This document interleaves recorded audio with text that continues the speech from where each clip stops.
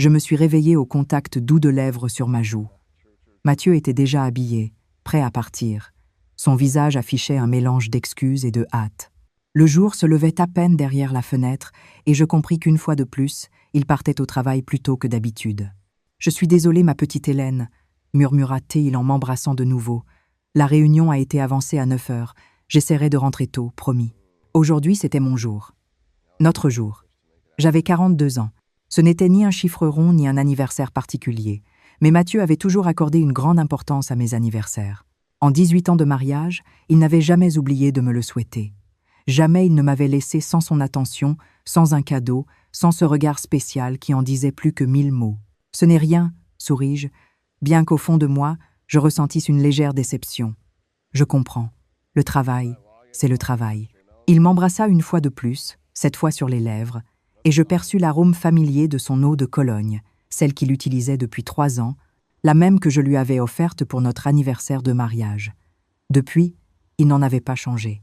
C'était si typique de Mathieu de trouver quelque chose qui lui plaisait et de rester fidèle à son choix. « Ce soir, nous aurons du temps rien que pour nous deux », promit-il. « Je préparerai ton plat préféré et je sortirai cette bouteille de vin que nous buvons toujours pour les grandes occasions. Tout sera parfait. » Quand la porte se referma derrière lui, je restai un moment de plus au lit, à regarder le plafond, 42 ans. À cet âge, ma mère nous avait déjà eus, ma petite sœur et moi. Elle avait construit une carrière et acheté un appartement. Et moi, qu'avais-je accompli pendant toutes ces années?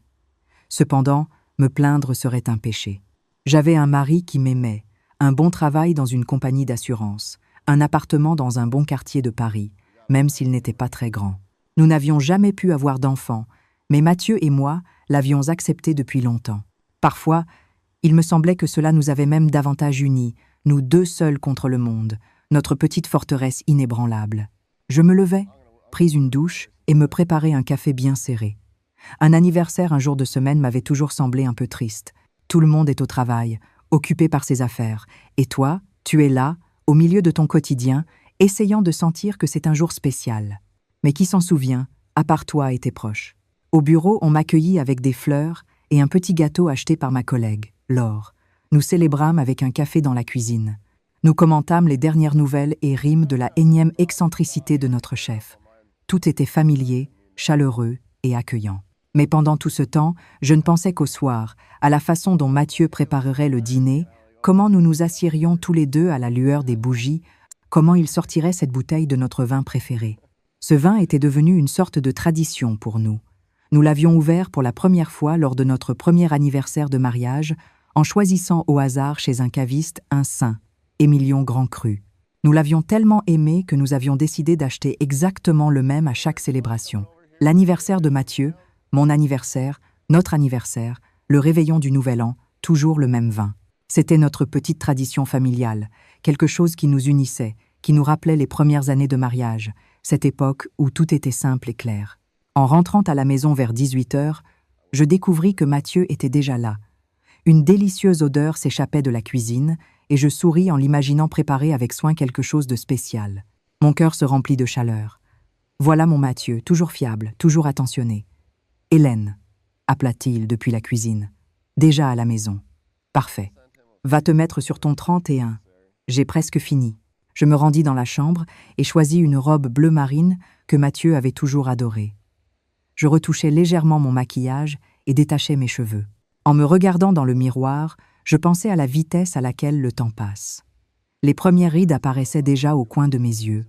Les cheveux blancs pointaient aux tempes malgré mes colorations régulières. 42 ans, ce n'était plus la jeunesse, mais pas encore la vieillesse. Un étrange entre-deux où l'on ne se fait plus d'illusions sur l'avenir, mais où l'on croit encore qu'il reste du temps pour le bonheur. Quand je sortis de la chambre, Mathieu avait déjà mis la table dans le salon. Des bougies, une nappe blanche, notre plus belle vaisselle. Sur la table, il y avait des assiettes de bar au four, mon plat préféré, une salade et du pain frais, et bien sûr, cette bouteille de vin. L'étiquette familière, la forme familière de la bouteille. Combien de fois l'avions-nous ouverte au fil des ans? 20, 30, peu, être plus. Mon Dieu, Mathieu, c'est magnifique, soupirai-je en m'approchant de lui. Il me serra dans ses bras et un instant je me blottis contre sa poitrine, sentant toute la fatigue de la journée, toutes les petites préoccupations s'évanouirent. « Rien que le meilleur pour ma femme préférée », dit-il en m'embrassant sur le sommet du crâne. « Assieds-toi, je vais ouvrir le vin. » Je m'assis à table, admirant toute la splendeur qu'il avait créée pour moi. Mathieu prit le tire-bouchon et, d'un geste habile, ouvrit la bouteille. Le pop, caractéristique, un son familier que j'avais entendu tant de fois. Il servit le vin dans les verres, posa le mien devant moi et le sien en face. « À toi, Hélène, » dit-il en levant son verre. « À mon amour, à ma beauté, à mon épouse, pour être avec moi toutes ces années, pour donner un sens à ma vie. » Je souris, sentant les larmes me monter aux yeux. Pas de tristesse, non, mais de bonheur, de cette simple joie domestique, de la conscience de ne pas être seule, qu'à mes côtés se trouvait un homme qui m'aimait. Nous trinquâmes, et je portai mon verre à mes lèvres. Mais avant de prendre une gorgée, je perçus l'arôme et je me figeai. Quelque chose n'allait pas. Le vin avait toujours la même odeur.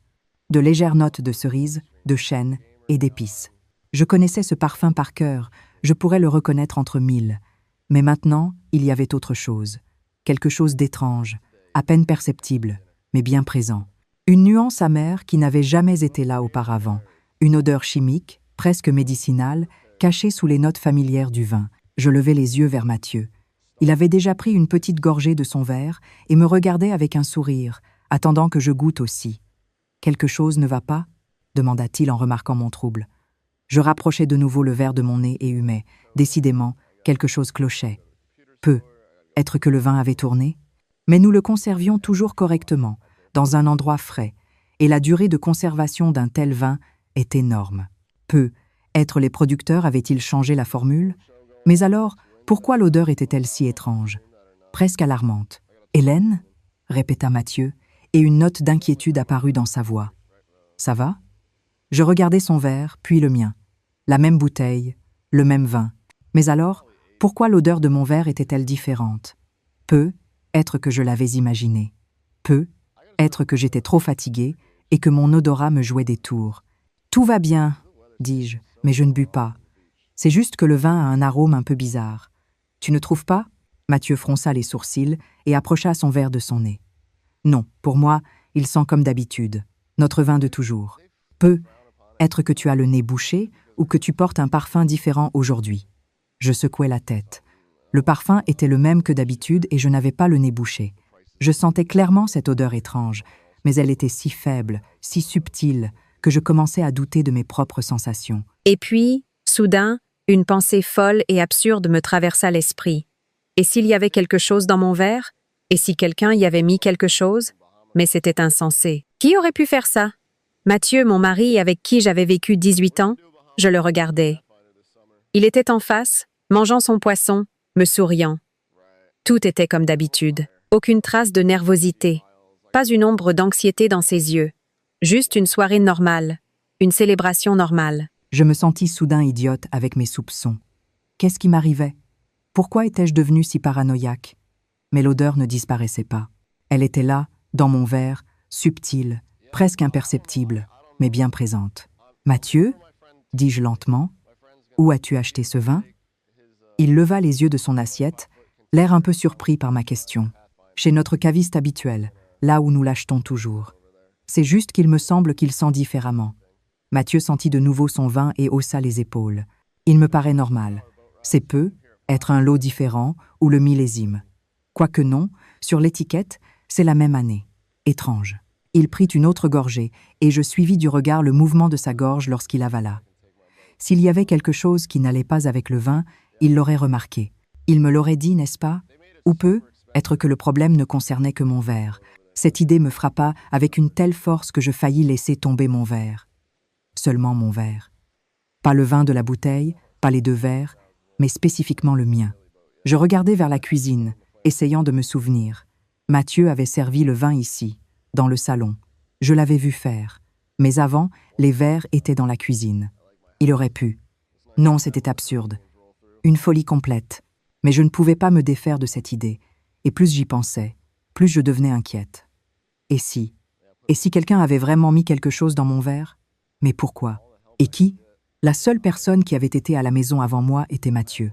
Je regardais mon mari. Il mangeait son dîner, l'air complètement calme, détendu. Vraiment, j'étais en train de devenir folle. Peu, être que je devrais boire ce vin et arrêter d'inventer des bêtises. Mais la peur qui s'était installée en moi ne me laissait pas faire.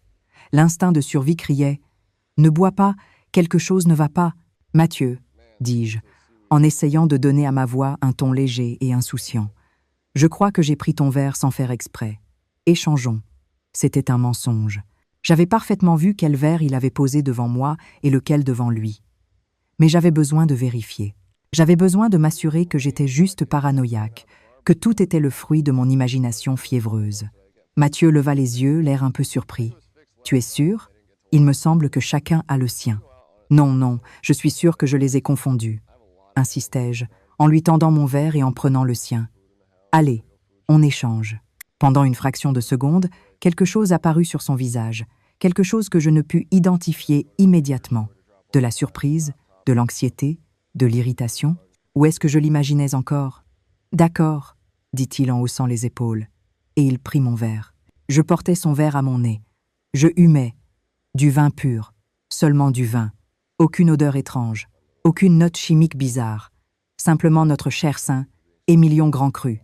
Mon cœur se mit à battre plus vite. Alors, je n'étais pas devenue folle. Alors, il y avait vraiment quelque chose dans mon verre. Mais quoi ? Et surtout, pourquoi ? J'observais Mathieu porter mon verre, celui qui était maintenant le sien, à ses lèvres, le voir prendre une petite gorgée, le voir avaler. Son visage ne changea pas, il n'hésita pas. Il ne semblait rien avoir remarqué d'inhabituel. Ou alors, il était très doué pour cacher ses émotions. « Tu vois, tout est normal, » dit-il en posant le verre sur la table. « Le vin de toujours. Tu dois être fatiguée, Hélène. Trop de soucis au travail, trop de stress. Peu, être avait-il raison. Peu, être que j'étais épuisée et que mon imagination s'était emballée. Peu, être qu'il n'y avait aucune odeur étrange et que j'avais tout inventé. Mais alors, pourquoi ne pouvais-je pas me débarrasser de ce sentiment d'alarme ? Pourquoi chaque cellule de mon corps criait-elle que quelque chose n'allait terriblement pas ? Nous continuâmes le dîner.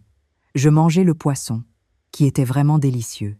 Je bus le vin du verre de Mathieu, qui était absolument normal. Nous parlâmes du travail, des projets pour le week-end, d'une nouvelle série que je voulais voir. Tout était normal, tout était comme toujours, mais je n'arrivais pas à me détendre. J'observais Mathieu du coin de l'œil, notant chaque petit détail. Comment il tenait son verre, à quelle fréquence il buvait, comment il me regardait. Environ 10 minutes passèrent depuis que nous avions échangé les verres, peu, être un peu moins. Mathieu me racontait une anecdote du travail, quelque chose à propos d'un nouvel employé qui arrivait toujours en retard. J'acquiesçais, feignant d'écouter, mais toutes mes pensées étaient ailleurs. Et puis, il s'arrêta au milieu d'une phrase. Il s'interrompit simplement, comme s'il avait oublié de quoi il parlait. Je levai les yeux et vis que son visage avait pâli. Pas beaucoup, mais de façon notable. Des gouttes de sueur perlaient sur son front. « Mathieu » demandai-je, le cœur serré. « Ça va ?» Il se passa la main sur le visage, comme pour essuyer quelque chose d'invisible. « Je ne sais pas, » dit-il lentement. « Je me sens bizarre. J'ai la tête qui tourne. » Je sautai de ma chaise et courus vers lui. Sa peau était moite et froide. Ses yeux semblaient un peu flous. « C'est peu, être juste la fatigue, » suggérai-je, bien que la panique grandisse en moi. Ce n'était pas juste de la fatigue, c'était autre chose. « Hélène, » dit-il, et une note de peur apparut dans sa voix. « Je me sens très mal. » Il essaya de se lever, mais ses jambes flanchèrent et il s'effondra lourdement sur sa chaise. Je lui pris la main et sentis son pouls s'accélérer, devenant irrégulier. « Mathieu, qu'est-ce qui t'arrive ? Qu'est-ce que tu sens ?»« Des nausées, » réussit-il à dire, et un vertige très fort, et une sensation étrange dans la poitrine, comme si on m'oppressait. Mon Dieu, c'était ce qu'il y avait dans mon verre, ce qui aurait dû m'affecter, moi. Mais au lieu de cela, ça l'avait affecté, lui, quand nous avions échangé les verres. « Je vais appeler une ambulance, » dis-je, sortant mon portable avec des mains tremblantes. « Hélène, non, » tenta d'objecter Mathieu. « C'est peu, être juste quelque chose que j'ai mangé. Mathieu, tu es pâle comme un linge et ton état s'aggrave. J'appelle le SAMU, tout de suite. » Je composais le 15. J'attendis que l'opérateur réponde. D'une voix qui semblait étonnamment calme, compte tenu de mon agitation intérieure, j'expliquai la situation. Mon mari avait eu un malaise soudain. Vertige, nausées, douleur à la poitrine. Possible intoxication. Le mot « intoxication » resta suspendu dans l'air entre nous. Quand je raccrochais, Mathieu me regardait avec de grands yeux. « Intoxication, répéta-t-il. Mais de quoi? Nous avons mangé la même chose. Oui, nous avions mangé la même chose. Mais nous avions bu dans des verres différents, des verres que nous avions échangés. Et c'est précisément après avoir bu de mon verre qu'il était tombé malade. Mathieu, dis-je en m'agenouillant à ses côtés et en prenant sa main froide et moite entre les miennes. As-tu ajouté quelque chose à mon vin? Il me regarda comme si je lui parlais dans une langue étrangère. Quoi? De quoi tu parles? À mon vin. À mon verre. As-tu mis quelque chose dedans? Hélène, de quoi parles-tu? Il tenta de se redresser, mais il gémit et se prit la tête entre les mains. Pourquoi aurais-je mis quelque chose dans ton vin? Je ne sais pas. C'est exactement ce que j'essaie de comprendre. La peur apparut dans ses yeux. Pas la peur physique de la douleur ou du malaise, mais une autre peur. La peur de la compréhension. Tu crois que j'ai essayé de t'empoisonner? Murmura-t-il. Hélène, comment peux-tu? Je t'aime. Jamais. Il ne termina pas sa phrase car il se mit soudain à vomir par terre. Je reculai d'un bond, mais revins aussitôt à ses côtés, le soutenant tandis que son corps était secoué de convulsions. Quand le spasme cessa, il s'adossa, épuisé, au dossier de la chaise. Son visage était trempé de sueur et de larmes. « Je suis désolé, allaita-t-il. Ne dis pas de bêtises. L'ambulance va arriver. Tout ira bien. » Mais est-ce que tout irait bien? Je regardais mon mari, cet homme avec qui j'avais vécu près de 2 décennies, et je réalisais soudain que je ne le connaissais pas. Que je ne le connaissais pas du tout. Car s'il avait vraiment essayé de m'empoisonner, s'il avait vraiment mis quelque chose dans mon vin, alors qui était-il? Un monstre? Un assassin? Ou la victime du plan de quelqu'un d'autre? L'ambulance arriva en 15 minutes qui me parurent une éternité. J'ouvris la porte à 2 ambulanciers, un homme d'âge mûr au visage fatigué et une jeune femme aux cheveux courts et sombres. « Où est le patient ?» demanda l'homme, et je les conduisis au salon. Mathieu était assis là où je l'avais laissé, courbé, la tête entre les mains. Sa chemise était trempée de sueur. Par terre, il y avait les restes du vomi que je n'avais pas eu le temps de nettoyer. Les ambulanciers l'examinèrent rapidement, prirent sa tension, son pouls, sa température, lui posèrent des questions auxquelles Mathieu répondait avec difficulté. Il parlait de manière confuse, comme un homme ivre. « Qu'a-t-il mangé et bu aujourd'hui ?» me demanda la femme.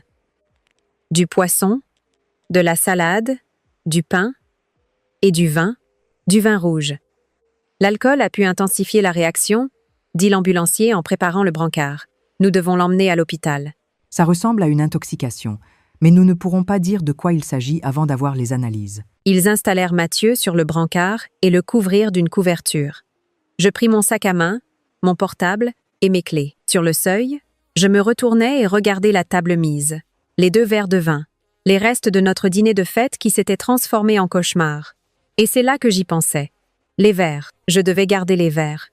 Si vraiment il y avait quelque chose dans l'un d'eux, cela prouverait que je n'étais pas devenue folle. Cela expliquerait ce qui s'était passé. « Attendez, dis-je aux ambulanciers.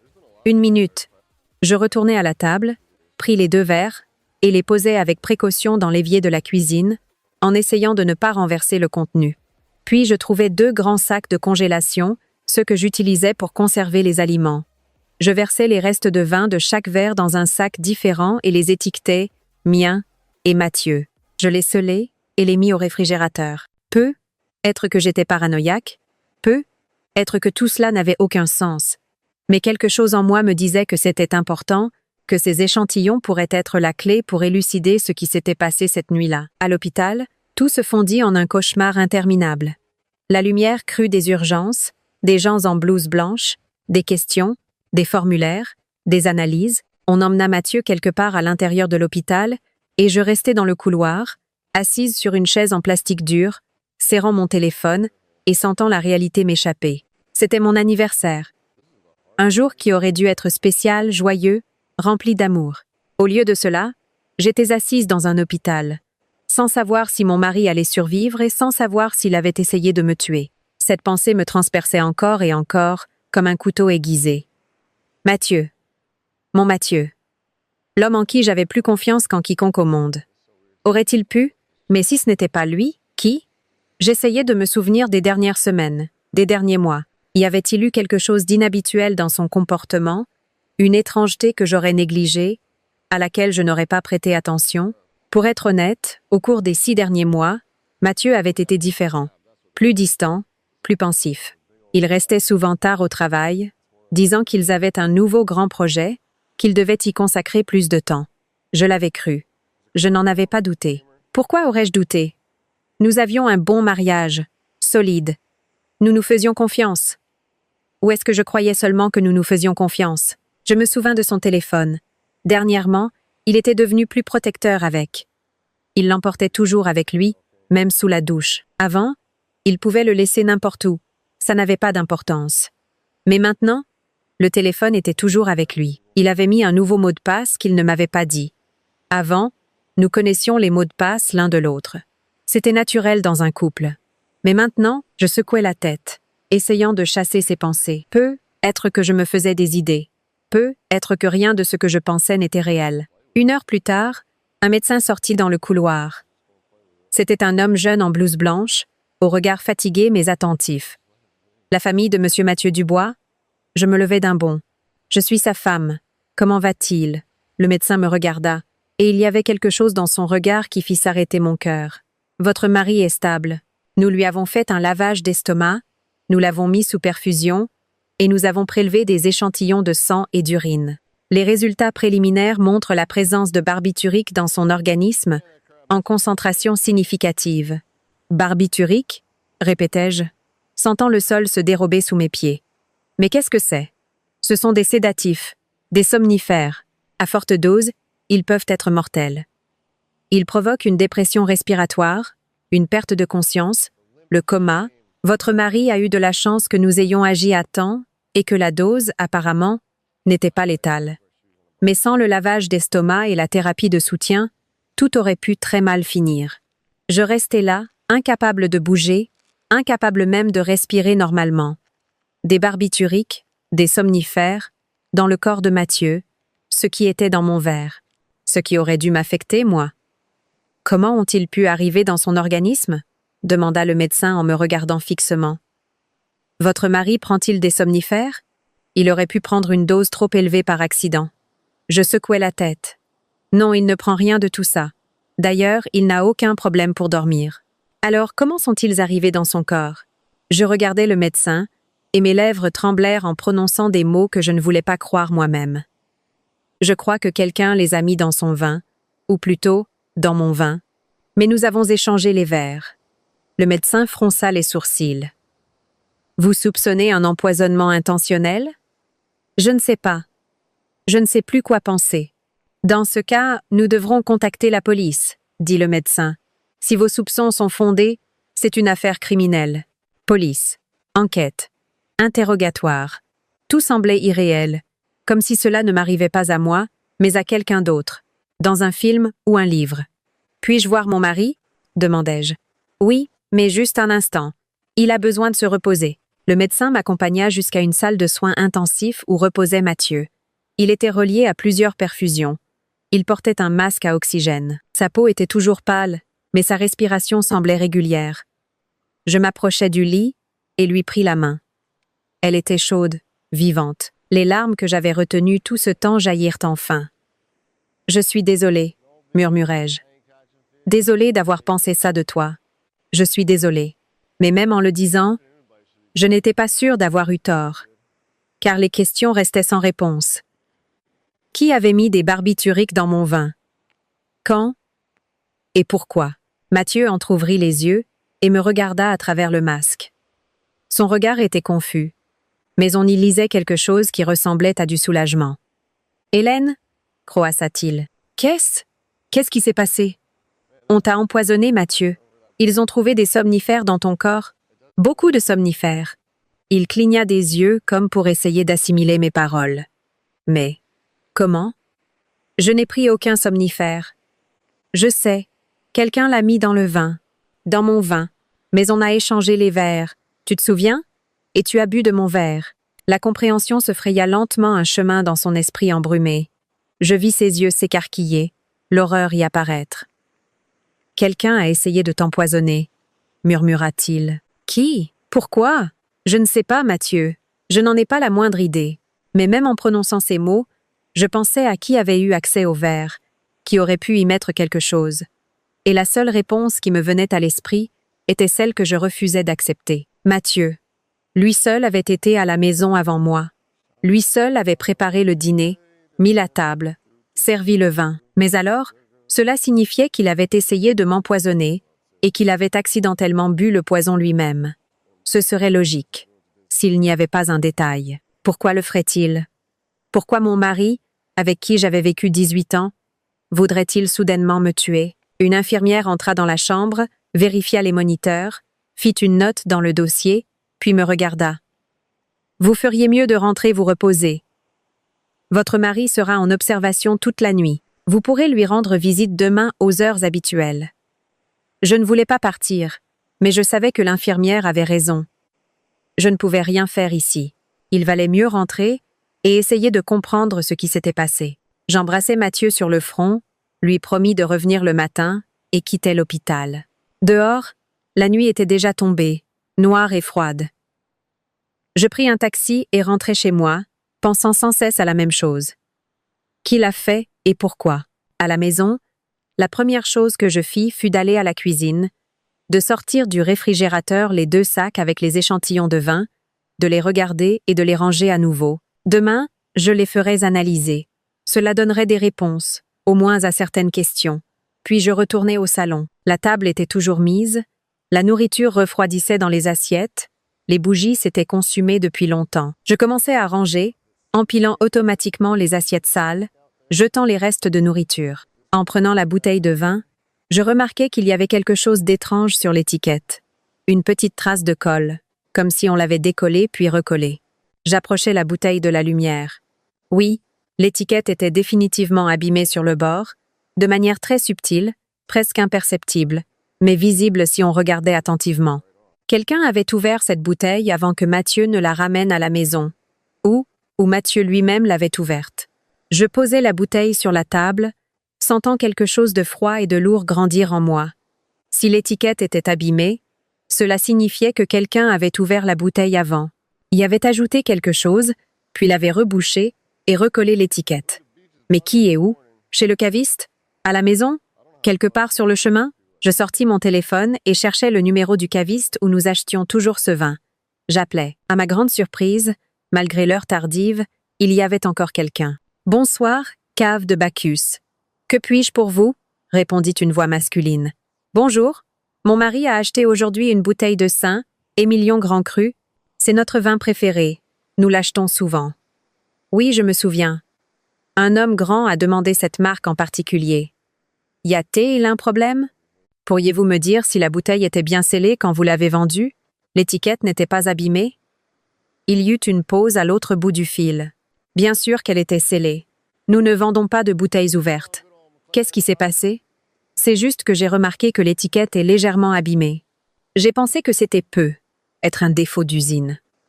C'est impossible. Tous nos vins proviennent de distributeurs officiels en parfait état.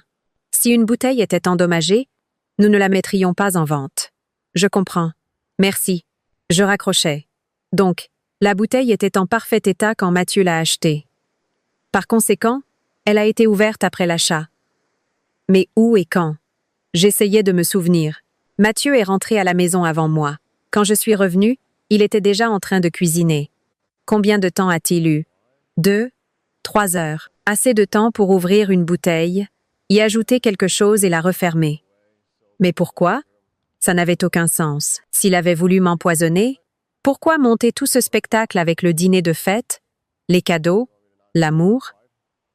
Il aurait pu le faire n'importe quel autre jour, de manière plus discrète. À moins que tout ne soit qu'un spectacle, à moins que ce dîner romantique, ce mari attentionné, ces 18 ans de mariage ne soient qu'une pièce de théâtre soigneusement planifiée. Un frisson me parcourut le dos.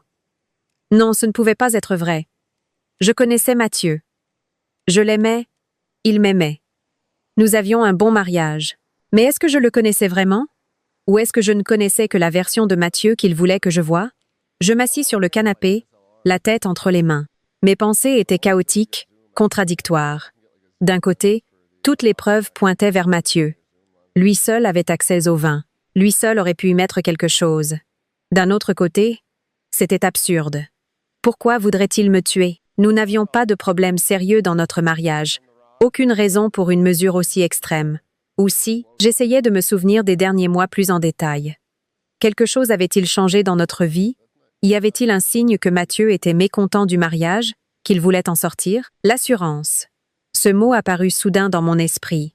6 mois plus tôt, Mathieu avait insisté pour que nous souscrivions une assurance vie importante l'un pour l'autre. Il avait dit que c'était la chose sensée à faire, que nous devions être protégés si quelque chose arrivait à l'un de nous deux.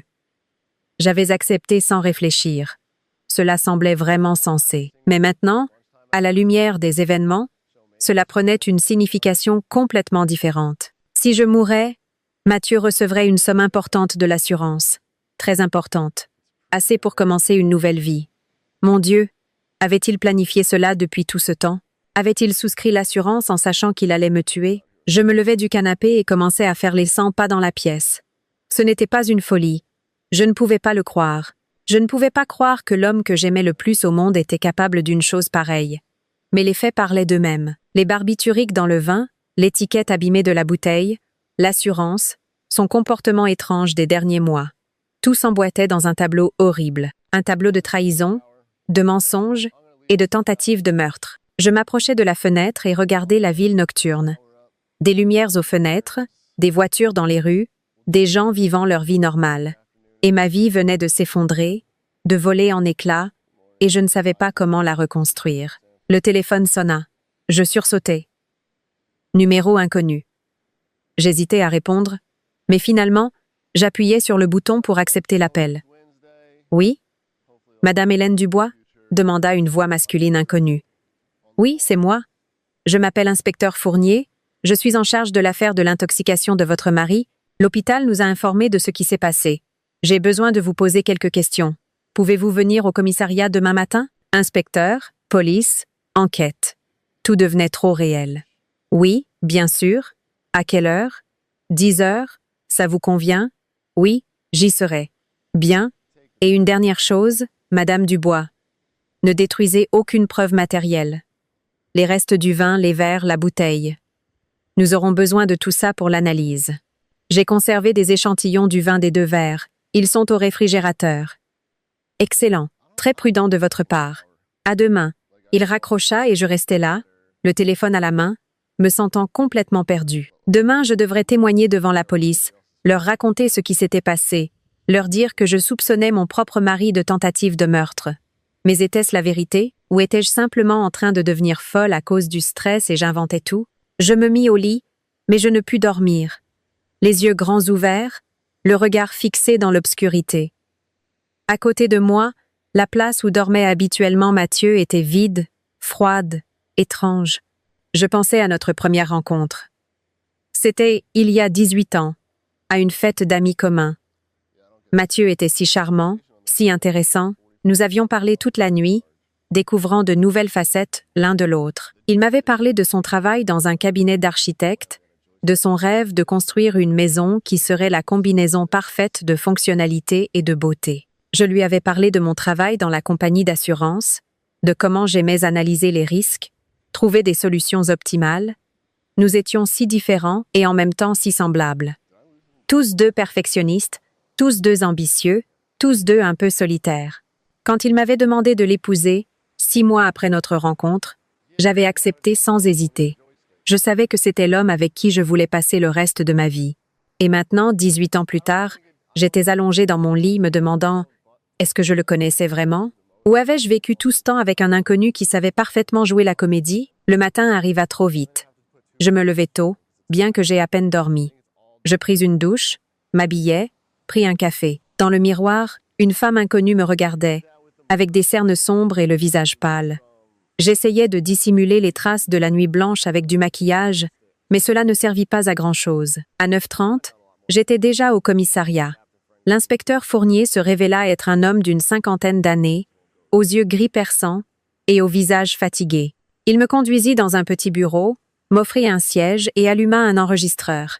« Racontez-moi tout depuis le début » demanda-t-il. « N'omettez aucun détail, aussi insignifiant qu'il vous paraisse. » Et je lui racontai tout. L'anniversaire, le dîner de fête, le vin, l'odeur étrange, comment nous avions échangé les verres, comment Mathieu était soudainement tombé malade, les barbituriques trouvés dans son sang, l'étiquette abîmée de la bouteille, l'assurance que nous avions souscrite 6 mois plus tôt. L'inspecteur écoutait attentivement, posant de temps en temps des questions pour clarifier. Quand j'eus fini, il resta silencieux un long moment, méditant sur ce qu'il avait entendu. « Avez-vous des raisons de croire que votre mari voulait vous empoisonner » demanda-t-il finalement. Je soupirai. Je ne sais pas. La logique me dit que oui, mais mon cœur me dit que c'est impossible. Nous sommes ensemble depuis 18 ans, de bonnes années. Nous n'avions pas de conflit sérieux, aucune raison pour cette horreur. L'argent est souvent une raison, observa l'inspecteur. Vous avez mentionné une assurance importante. De combien exactement? 500 000 € chacun. C'est à dire que si je meurs, Mathieu reçoit 500 000, et vice-versa. Fournier hocha la tête, notant quelque chose dans son carnet. Une somme considérable, suffisante pour motiver certaines personnes à commettre un crime. Mais considérons d'autres possibilités. Quelqu'un d'autre aurait-il pu avoir accès au vin? Quelqu'un qui voudrait vous faire du mal, à vous ou à votre mari? Je réfléchis. Qui cela pourrait-il être? Nous n'avions pas d'ennemis, ni de gens qui nous voulaient du mal. Ou si? Mathieu a une ex-petite amie, dis-je lentement. Véronique. Ils ont rompu peu de temps avant que nous nous rencontrions. La rupture a été difficile. Elle l'a très mal pris. Elle est même allée jusqu'à le menacer. Mais ça, c'était il y a longtemps, 18 ans. Nom et prénom? Fournier se fit plus attentif. Véronique Martin. Mais sincèrement, je ne pense pas qu'elle ait quoi que ce soit à voir avec ça. Ça fait trop longtemps. La rancune et la jalousie n'ont pas de date de péremption, dit l'inspecteur. Nous allons enquêter sur cette piste. Quelqu'un d'autre? J'essayais de réfléchir, mais rien ne me venait. Notre vie était si normale, si tranquille. Travail, maison, rencontres sporadiques avec des amis. Pas de drame, pas de conflit. Personne ne me vient à l'esprit, admis-je. Nous menons une vie tranquille. Nous n'avons pas d'ennemis. Bien, revenons à votre mari. Avez-vous remarqué des changements dans son comportement dernièrement? Et je lui racontai tout. Comment Mathieu était devenu plus distant ces 6 derniers mois, les retards fréquents au travail, le nouveau mot de passe du téléphone, comment il était devenu plus réservé, moins ouvert. Fournier écoutait en hochant la tête. Des symptômes classiques de quelqu'un qui cache quelque chose. Peut être une liaison, peut être des problèmes financiers. Ou les deux. Pensez-vous qu'il a une autre femme? L'idée était douloureuse, mais en même temps. En même temps, si c'était vrai, cela expliquerait beaucoup de choses. C'est l'une des hypothèses. Un homme veut commencer une nouvelle vie avec une autre femme, mais le divorce ne l'arrange pas financièrement. Un encaissement de l'assurance d'un demi-million d'euros résout le problème. Un schéma classique. Je sentis mon estomac se nouer. Était-ce vraiment si simple et horrible? Mathieu avait-il une liaison et avait-il décidé de se débarrasser de moi pour l'argent et un nouvel amour? Nous allons enquêter sur son téléphone, son ordinateur, ses mouvements bancaires, continua l'inspecteur. S'il a vraiment planifié cela, nous trouverons des preuves. Les gens laissent toujours des traces. Et si? Et si ce n'était pas son idée? Dis-je soudain. Et si une autre personne avait mis le poison? Quelqu'un qui voulait me faire du mal, à moi, mais que Mathieu ait été accidentellement blessé. Alors nous devons trouver cette personne et découvrir comment il ou elle a réussi à accéder à votre maison, à votre vin. C'était une bonne question. Notre appartement était au 4e étage. La porte était toujours fermée à clé. Nous n'avions pas de femme de ménage. Nous faisions le ménage et la cuisine nous-mêmes. Qui aurait pu entrer sans être vu? À moins que quelqu'un n'ait une clé. Qui a les clés de votre appartement, à part vous et votre mari? Demanda Fournier, comme s'il lisait dans mes pensées. Personne. Enfin, mon amie Isabelle en avait une copie en cas d'urgence, mais elle nous l'a rendue il y a environ 3 ans quand elle a déménagé dans une autre ville. Êtes-vous sûr qu'elle vous l'a rendue? N'a-t-elle pas pu en faire une copie? Je secouai la tête. Isabelle ne ferait jamais une chose pareille. C'est ma meilleure amie depuis l'université.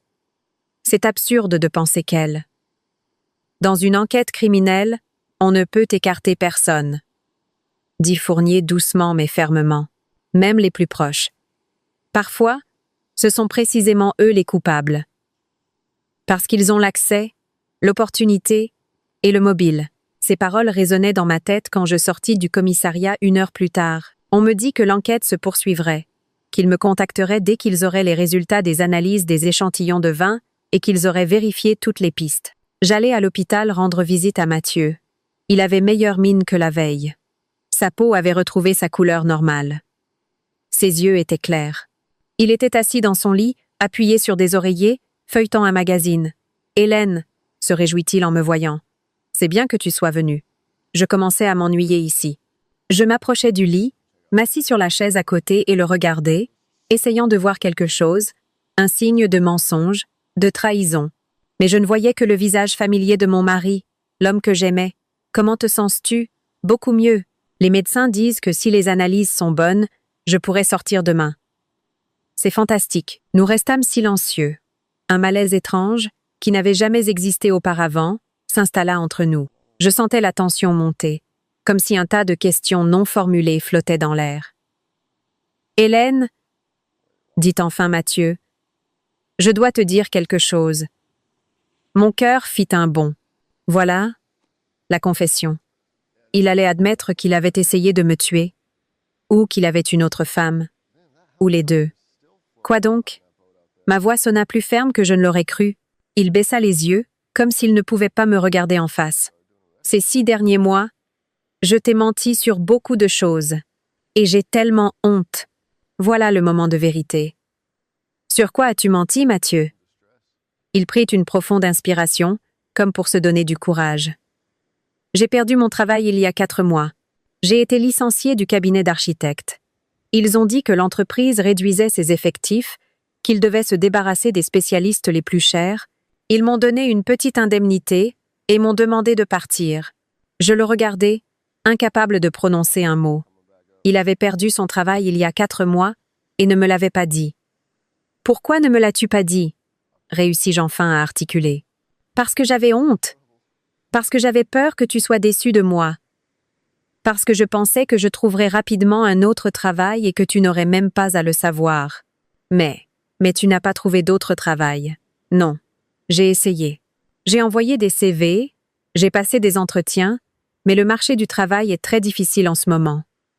Partout, ils veulent des spécialistes jeunes, prêts à travailler pour moins cher. Et moi, j'ai déjà 45 ans. Pour beaucoup d'entreprises, c'est trop. J'essayais de traiter cette information. Mathieu au chômage depuis 4 mois, donc tous ses retards au travail étaient des mensonges. Il ne travaillait pas. Où allait-il? Que faisait-il toute la journée?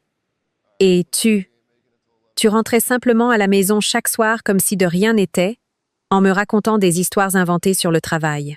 Il hocha la tête, et je vis des larmes dans ses yeux. Je suis désolée, Hélène.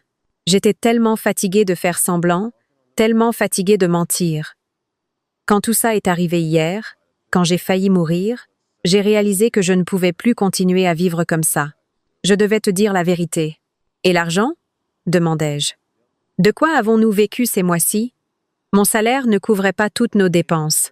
Mathieu hésita, et je compris que j'allais entendre une autre confession. J'ai contracté un prêt, un gros prêt. J'ai dit à la banque que l'argent était pour rénover l'appartement, avec l'appartement en garantie. Mon appartement. L'appartement que j'avais acheté avec mon argent avant notre mariage, mais que nous avions mis à nos 2 noms après le mariage. Combien? 40 000 euros. Je fermais les yeux, sentant tout mon être se contracter. 40 000 euros de prêt avec notre appartement en garantie. Un appartement que nous pouvions maintenant perdre si nous ne payions pas.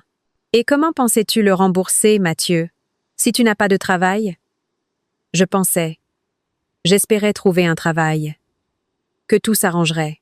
Et quand tu as réalisé que tu n'en trouverais pas, qu'as-tu alors décidé qu'il était plus facile de tuer ta femme pour l'assurance? Les mots m'échappèrent avant que je puisse les retenir.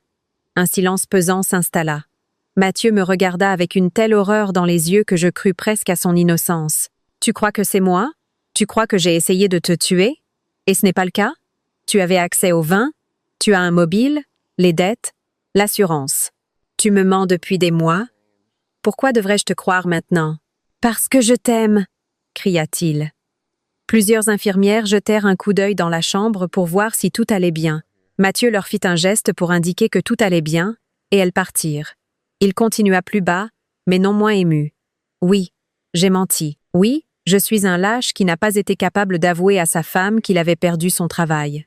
Oui, j'ai contracté un prêt dont tu ne savais rien. Mais te tuer, c'est de la folie. Je préférais mourir moi-même que de te faire du mal. Je le regardais, essayant de savoir s'il disait la vérité. Ses yeux étaient pleins de larmes, sa voix tremblait d'émotion. Il semblait sincère. Mais je ne savais plus si je pouvais faire confiance à mes sentiments, à mon intuition. Si ce n'est pas toi, alors qui? Demandai-je, épuisé. Qui a mis des barbituriques dans mon vin? Qui voulait me tuer? Je ne sais pas.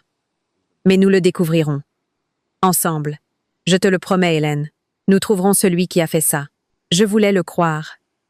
Je voulais croire que mon mari était innocent, que notre mariage était réel, que l'amour entre nous n'était pas une tromperie. Mais trop de doutes s'étaient installés dans mon âme. La police enquête, dis-je. Ils vérifient toutes les pistes. Toi aussi, ils t'enquêteront, Mathieu. Tes finances, ton téléphone, ton ordinateur. Si tu caches quelque chose, ils le trouveront. Qu'ils enquêtent. Je n'ai rien à cacher, à part ce que je t'ai déjà raconté. Mais il y avait quelque chose qui ne collait pas. Si Mathieu était innocent, s'il n'avait vraiment pas essayé de me tuer, alors qui? Qui voulait ma mort? Et pourquoi? Je pris congé de Mathieu, promettant de lui rendre visite le lendemain, et quittai l'hôpital. Le soleil brillait de mille feux. Les gens se pressaient à leurs occupations, la vie continuait. Et moi, je me sentais comme au bord d'un abîme, sans savoir ce qui m'attendait. À la maison, je réexaminais la bouteille de vin, à la recherche d'autres indices. L'étiquette abîmée indiquait clairement que la bouteille avait été ouverte. Mais quand et où? J'appelai de nouveau le caviste et demandai à parler au vendeur qui avait vendu le vin à Mathieu. « Bonsoir. Pourriez-vous vous souvenir à quelle heure exacte mon mari a acheté le vin hier? Attendez, je vais regarder les registres. Le jour d'hier. Voilà, vers 17 heures. Il a payé par carte, donc l'heure exacte a été enregistrée. 17 heures. Je suis rentrée à la maison à 18 heures. Il ne s'était donc écoulé qu'une heure entre l'achat du vin et mon arrivée.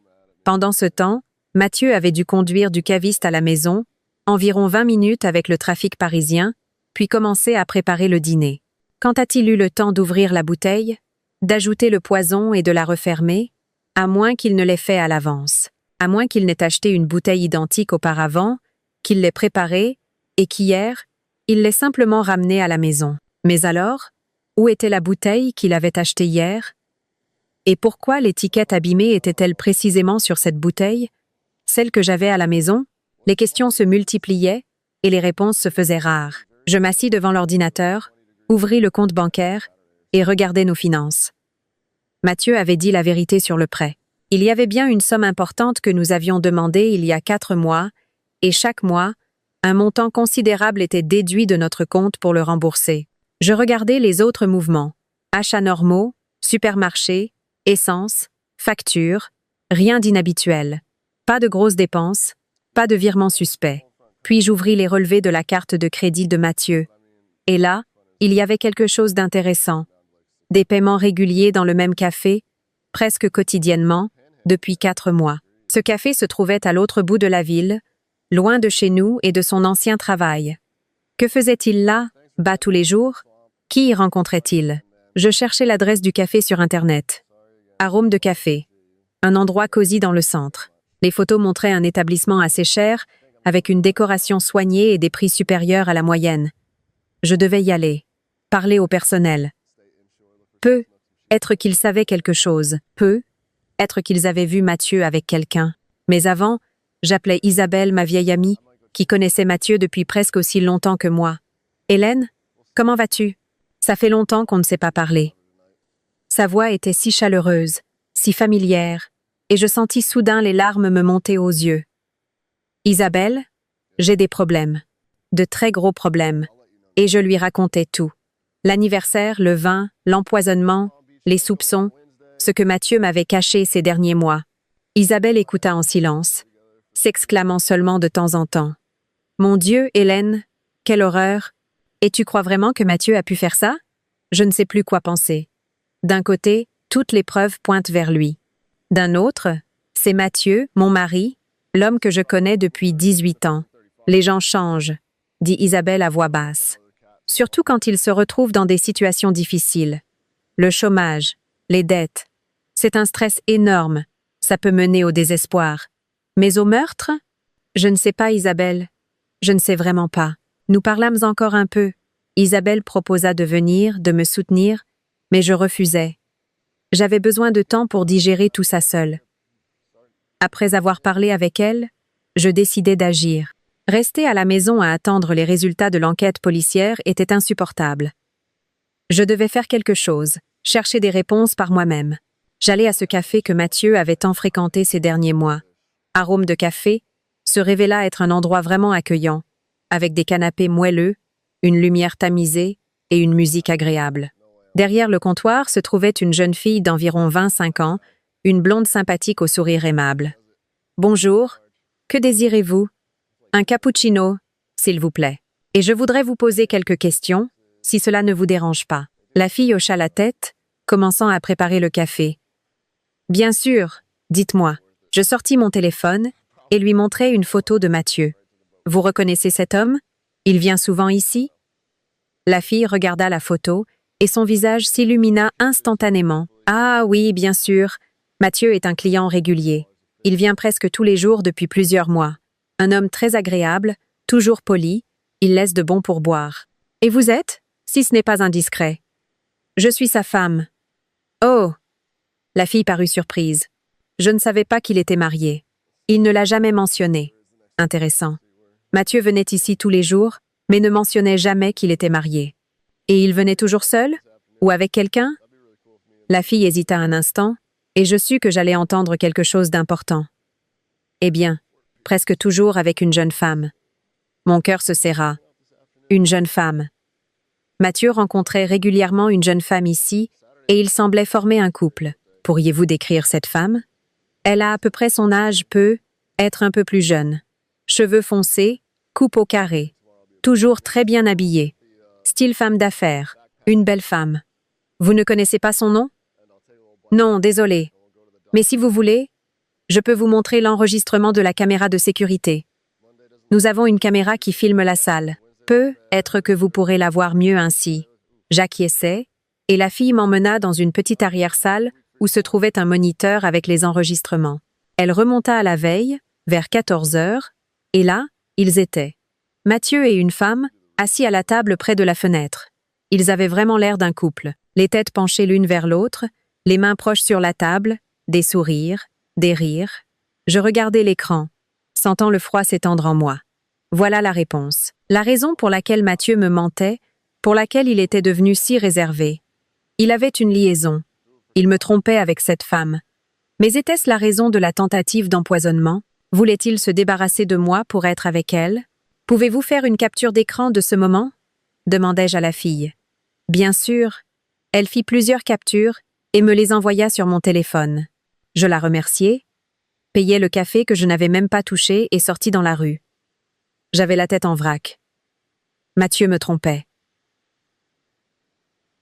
Peut-être que c'était pour ça qu'il cachait sa perte d'emploi, pour que je ne sache pas qu'il passait ses journées avec une autre femme au lieu d'être au bureau. Mais qui était-elle? Comment s'appelait-elle? Et savait-elle que Mathieu était marié? Je devais la trouver, lui parler, découvrir ce qu'il y avait entre eux. Et peut-être savoir si elle savait quelque chose sur l'empoisonnement. Je rentrai chez moi, m'assis devant l'ordinateur et agrandis l'image que la fille du café m'avait envoyée. J'examinais le visage de cette femme, essayant de me souvenir si je l'avais déjà vue. Et soudain, je réalisais. Je connaissais ce visage. Je l'avais déjà vu. Mais où? Je commençais à parcourir les photos de mon téléphone, des réseaux sociaux de Mathieu, et je la trouvais. Un dîner d'entreprise du cabinet d'architecte où travaillait Mathieu, il y a 1 an et demi. Sur l'une des photos, en arrière-plan, se trouvait cette femme. La légende disait « L'équipe des meilleurs architectes », elle travaillait avec Mathieu, ou avait travaillé, si elle aussi avait été licenciée lors des réductions d'effectifs. Je regardais la liste d'amis de Mathieu sur le réseau social, essayant de la trouver. Et là, elle était. Adrienne Lambert. 39 ans, architecte. Son profil était semi-privé, mais je pouvais voir quelques photos. Sur l'une des plus récentes, elle posait souriante devant un bâtiment.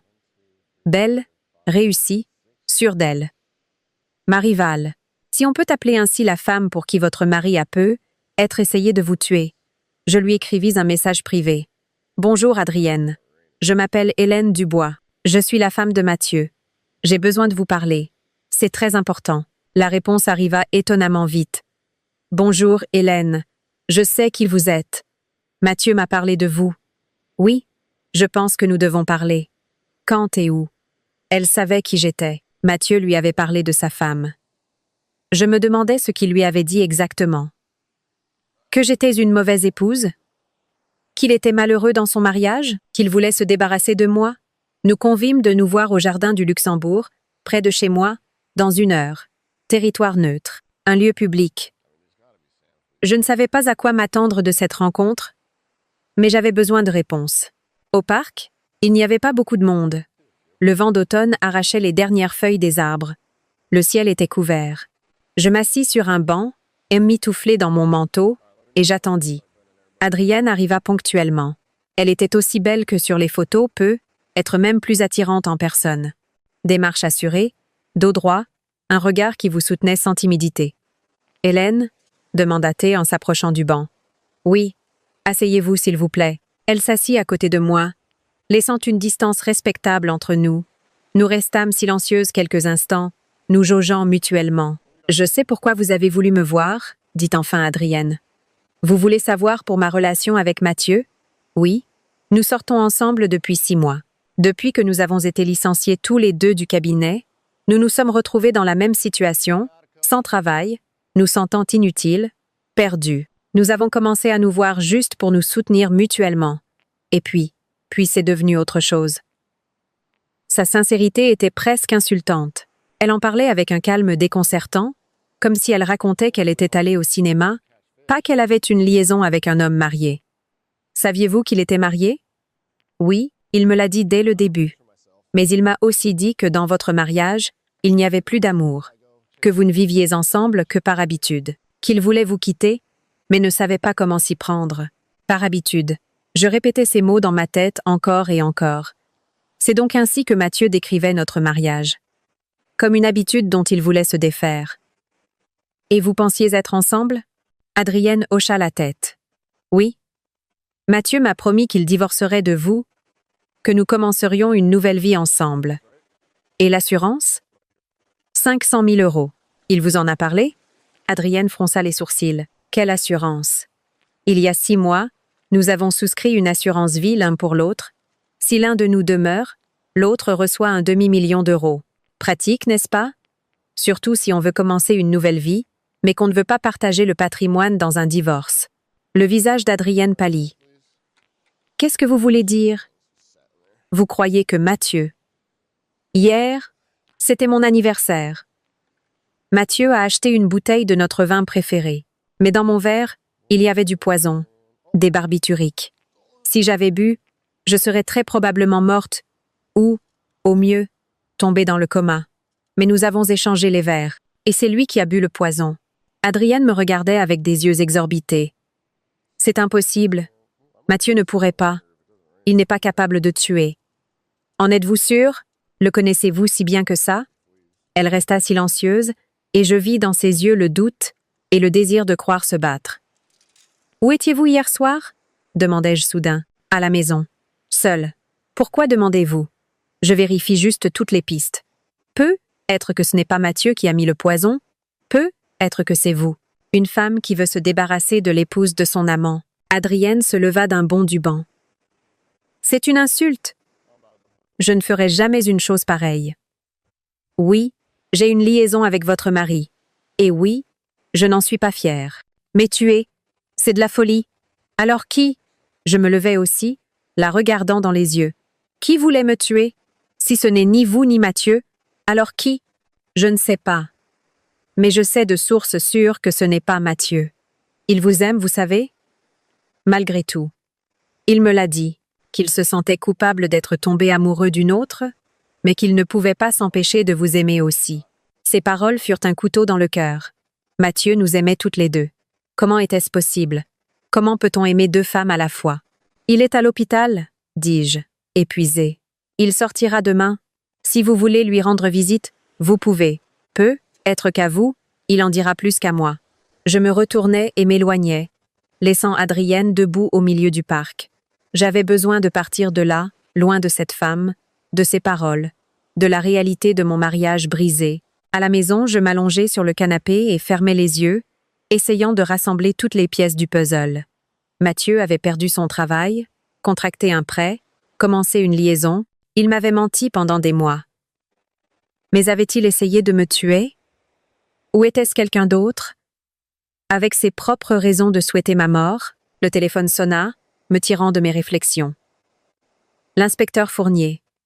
Madame Dubois, nous avons les résultats de l'analyse des échantillons de vin que vous nous avez fournis. Dans l'échantillon que vous avez étiqueté mien, une forte concentration de phénobarbital a été détectée. C'est un barbiturique utilisé en médecine comme somnifère et anticonvulsivant. À la dose qui se trouvait dans votre verre, il aurait pu causer un coma profond ou la mort, surtout combiné à l'alcool.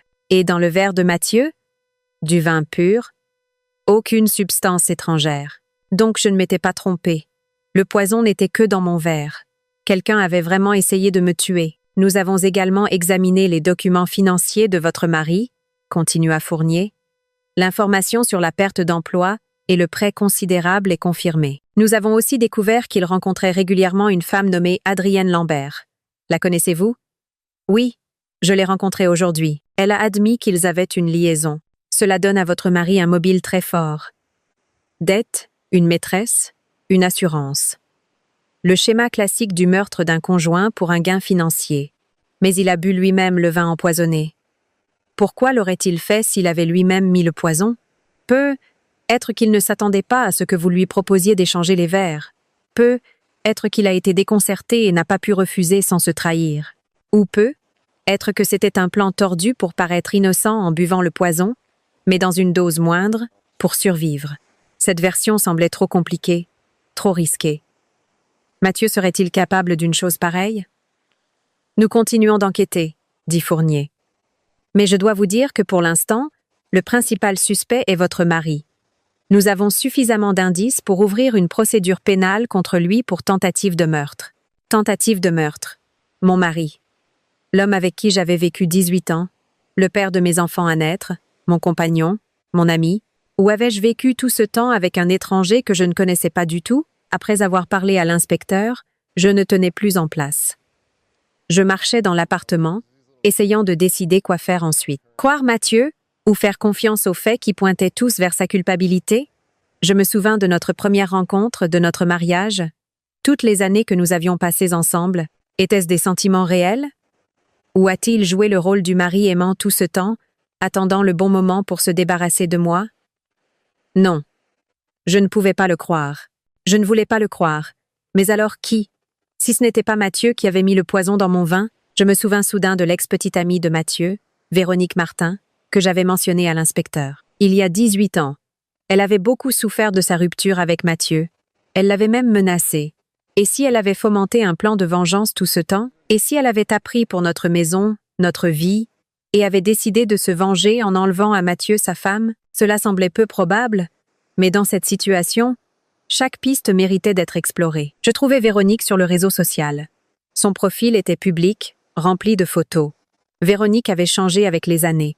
Elle avait vieilli, bien sûr, mais elle restait une femme séduisante, mariée, 2 enfants. Elle vivait à Paris, travaillait comme psychologue. Cela signifiait qu'elle avait accès à divers médicaments, y compris des somnifères. Je lui écrivis un message, me présentant comme la femme de Mathieu, et lui demandant un rendez-vous. À ma grande surprise, elle accepta immédiatement. Nous nous donnâmes rendez-vous le lendemain dans un café. Véronique se révéla être une femme calme et équilibrée. Rien à voir avec l'ex-petite amie rancunière capable de se venger. Elle commanda un thé. Moi, un café que je n'avais pas l'intention de boire. Nous nous assîmes l'une en face de l'autre, et j'étudiai son visage, cherchant des signes de haine, de désir de vengeance. Mais je ne vis que de la curiosité et une légère méfiance. Alors, commença Véronique, en remuant le sucre dans son thé. Vous vouliez me parler de Mathieu, après tant d'années? J'avoue que ça m'a surprise. Vous vous souvenez de lui? Demandai-je, bien que la question soit stupide. Bien sûr qu'elle s'en souvenait. Véronique sourit, et il y avait quelque chose de triste dans son sourire. Bien sûr que je m'en souviens. Mathieu a été mon premier grand amour. Quand j'avais 21 ans, il me semblait être l'homme parfait. Intelligent, talentueux, beau. Je pensais que nous serions ensemble pour toujours. Mais vous avez rompu. Oui, il a dit qu'il n'était pas prêt pour une relation sérieuse, qu'il devait se concentrer sur sa carrière. Je l'ai très mal vécu. Je ne vais pas vous mentir. Je l'ai même menacé dans un accès de colère. J'ai dit des bêtises, qu'il le regretterait. Mais ce n'était que la douleur qui parlait, vous comprenez? Les émotions d'une jeune fille au cœur brisé. J'acquiesçais, comprenant ce sentiment. Un cœur brisé peut vous faire dire et faire des choses que vous regrettez ensuite. Et puis vous avez appris qu'il s'était marié avec moi. Oui, 2 ans après notre rupture. Honnêtement, ça a été douloureux de l'apprendre. Surtout quand on sait qu'il disait ne pas être prêt pour une relation sérieuse. Apparemment, il n'était simplement pas prêt pour une relation sérieuse avec moi. Il n'y avait pas de rancune dans sa voix, seulement de la compréhension et de l'acceptation. Mais je suis allée de l'avant, continua-t-elle. J'ai rencontré mon mari, je me suis mariée, j'ai eu des enfants, j'ai construit une vie qui me rend heureuse. Mathieu est resté dans le passé. Un souvenir agréable, rien de plus. Même si ce souvenir vous a fait du mal. Véronique me regarda fixement. Hélène, je suis psychologue. Je travaille avec des personnes qui ont subi des traumatismes, des pertes, des trahisons. Je sais que s'accrocher à la rancune, c'est comme boire du poison en espérant que votre ennemi meure. Ça ne fait que vous détruire vous-même. J'ai pardonné à Mathieu il y a longtemps. Pas pour lui, mais pour moi.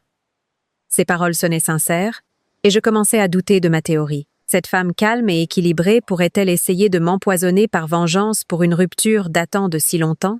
Véronique, dis-je lentement, avec votre expérience professionnelle, je suppose que vous avez accès à divers médicaments. Elle fronça les sourcils. Qu'est-ce que vous voulez dire? Je suis psychologue, pas psychiatre. Je ne prescris pas de médicaments. Pour ça, il faut un diplôme de médecine. Mais vous pourriez vous procurer des barbituriques si vous le vouliez. Le visage de Véronique se durcit. Des barbituriques? De quoi parlez-vous, Hélène? Qu'est-ce qui s'est passé? Et je lui racontai l'anniversaire, le vin, l'empoisonnement, que la police cherchait celui qui avait essayé de me tuer. Quand j'eus fini, Véronique était pâle et choquée. Mon Dieu! Et vous avez pensé à moi? Parce que j'étais avec Mathieu il y a 18 ans? Je vérifie toutes les pistes. L'inspecteur a mentionné que vous aviez menacé Mathieu après votre rupture. Véronique secoua la tête, comme si elle ne pouvait pas croire ce qui se passait. Hélène, je comprends que vous soyez désespérée, que vous cherchiez des réponses. Mais je n'ai rien à voir avec ça. Oui, j'ai menacé Mathieu il y a 18 ans. Des mots stupides d'une fille blessée. Mais je ne lui ferai jamais de mal. Ni à lui, ni à vous. Jamais. J'ai ma propre vie, ma propre famille, mon propre bonheur. Pourquoi détruirais-je tout ça pour venger une vieille rancune? Elle avait raison. Ça n'avait aucun sens. Je suis désolée, dis-je, épuisée. C'est juste que je ne vois pas qui d'autre pourrait être intéressé. Qui voudrait ma mort? Véronique tendit la main sur la table et toucha la mienne. Je comprends ce que vous traversez. Le sentiment de trahison, de méfiance envers vos proches, c'est dur. Mais je peux vous donner un conseil de psychologue. Ne cherchez pas une explication compliquée là où il peut y avoir une réponse simple. Souvent, le coupable est précisément celui que toutes les preuves désignent. Votre mari avait le mobile, l'opportunité et les moyens. Être que vous devriez accepter cette amère vérité. J'acquiesçais, reconnaissant de sa compréhension, bien qu'à l'intérieur, tout se rebellait contre cela. Je ne voulais pas comprendre que Mathieu ait pu le faire. Je ne voulais pas admettre que 18 ans de mon mariage avaient été un mensonge. Après ma rencontre avec Véronique, je rentrais chez moi, dévastée. Chaque piste explorée ne menait nulle part. Chaque nouvelle conversation ne faisait que confirmer ce que je refusais d'admettre. Très probablement, Mathieu avait bien tenté de me tuer. Le soir, Isabelle m'appela.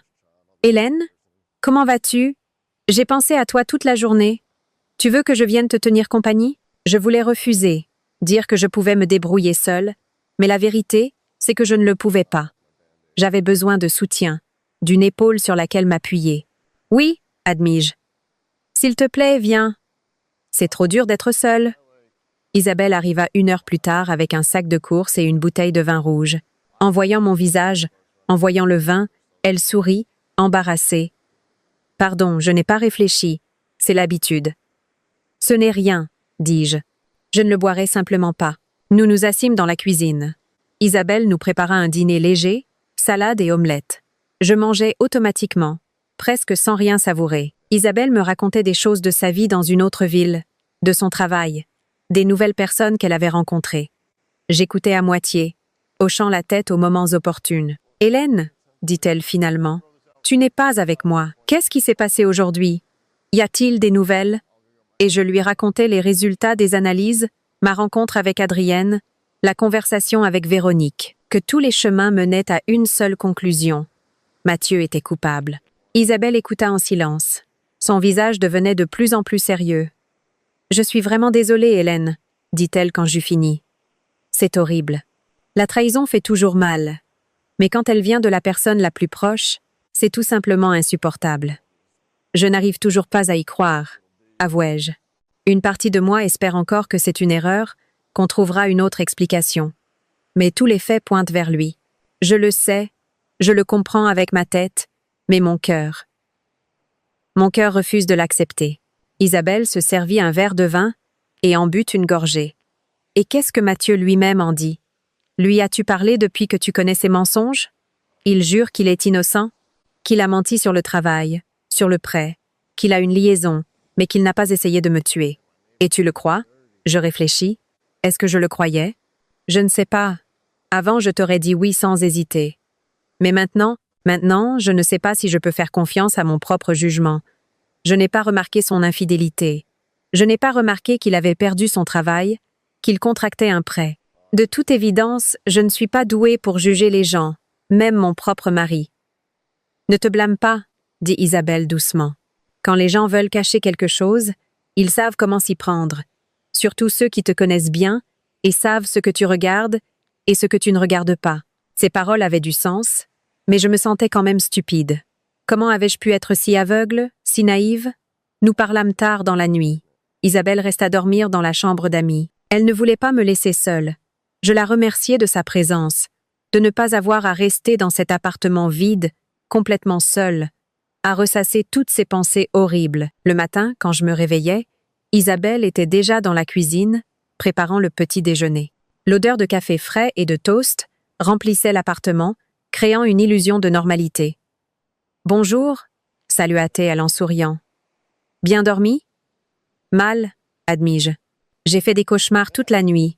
De Mathieu, du vin, de moi en train de mourir pendant qu'il regardait. » Isabelle hocha la tête avec compassion. « C'est normal. Ton esprit essaie de traiter le traumatisme. Hélène, tu devrais penser à faire une thérapie, à parler à un spécialiste. Ça t'aidera à surmonter tout ça. » J'acquiesçais, bien que l'idée de la thérapie me semble quelque chose de lointain et d'inutile. Comment un thérapeute peut-il vous aider quand votre mari a tenté de vous tuer? Quels mots peuvent guérir une telle blessure? Après le petit déjeuner, Isabelle se prépara à partir. Elle devait rentrer chez elle, au travail. Nous nous embrassâmes pour nous dire au revoir, et elle promit de m'appeler tous les jours pour savoir comment j'allais. Restée seule, je m'assis devant l'ordinateur. J'avais besoin de me distraire, d'occuper mon esprit, qui revenait constamment aux mêmes pensées. J'ouvris ma boîte mail professionnelle et commençai à répondre aux emails qui s'étaient accumulés. C'est alors que je vis un email étrange. Il était arrivé il y a 2 jours, d'une adresse inconnue, sans objet. Normalement, j'effaçais ces emails sans les ouvrir, les considérant comme du spam. Mais quelque chose me poussa à cliquer dessus. À l'intérieur, il n'y avait qu'un court texte. Si vous voulez savoir la vérité sur ce qui s'est passé, venez au jardin du Luxembourg demain à 15 heures. Le banc près de la fontaine. Venez seul. Mon cœur se mit à battre plus vite. Qui avait écrit ça? Et quelle vérité voulait-il me raconter? Je regardais la date de l'email. Il était arrivé la veille de mon anniversaire, avant l'empoisonnement. Quelqu'un savait ce qui allait se passer. Quelqu'un avait essayé de me prévenir. Ou était-ce un piège? Je relus l'email plusieurs fois, essayant de deviner qui aurait pu l'envoyer. L'adresse email ne me disait rien, juste un ensemble de lettres et de chiffres au hasard. Un compte anonyme créé spécifiquement pour ce message. Que devais-je faire? Aller à ce rendez-vous? Ou ignorer l'email, le considérant comme une blague cruelle de quelqu'un? Mais si c'était vraiment important, et si quelqu'un savait quelque chose qui pourrait aider à découvrir la vérité? J'appelai l'inspecteur Fournier et lui parlais de l'email. « L'avez-vous conservé » demanda-t-il. « Oui, bien sûr. Transférez-le-moi. Nous essayerons de retrouver l'adresse IP de l'expéditeur. Mais il est probable qu'ils aient utilisé un VPN ou un proxy et que nous ne puissions pas l'identifier. » Je lui transférai l'email et attendis qu'il le reçoive. « Et pour le rendez-vous » demandai-je. « Dois-je y aller » Fournier resta silencieux, pensif. Cela pourrait être dangereux. Nous ne savons pas qui a envoyé cet email, ni quelles sont ses intentions. D'un autre côté, cela pourrait être une opportunité d'obtenir des informations importantes. Si vous décidez d'y aller, j'organiserai une surveillance. Plusieurs agents en civil seront à proximité pour intervenir en cas de danger. D'accord, acceptai-je. J'irai. J'ai besoin de connaître la vérité, peu importe qui me l'offre. Le temps restant jusqu'au rendez-vous me parut une éternité. J'essayais de m'occuper, de travailler, de faire le ménage, de cuisiner, mais je ne cessais de penser à cette rencontre, à qui je verrais, à ce qu'on me dirait. À 14 heures, je commençais à me préparer. Je mis des vêtements simples, un jean, un pull, une veste. Rien de voyant, rien qui n'attire l'attention. Je pris mon sac avec mon portable, mon portefeuille et mes clés. Avant de partir, j'appelai Mathieu à l'hôpital. L'infirmière me dit qu'il était sorti le matin même, qu'il était déjà à la maison. Notre maison.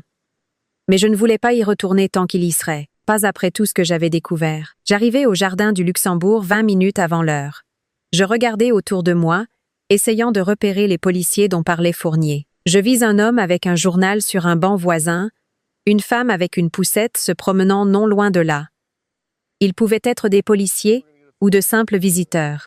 Je m'approchai de la fontaine, m'assis sur le banc indiqué et sortis mon portable, faisant semblant de regarder un message, bien qu'en réalité, j'essayais juste de me calmer. 15 et 0, 15 et 5, 15 et 10, 15 et 15. Personne ne s'approchait.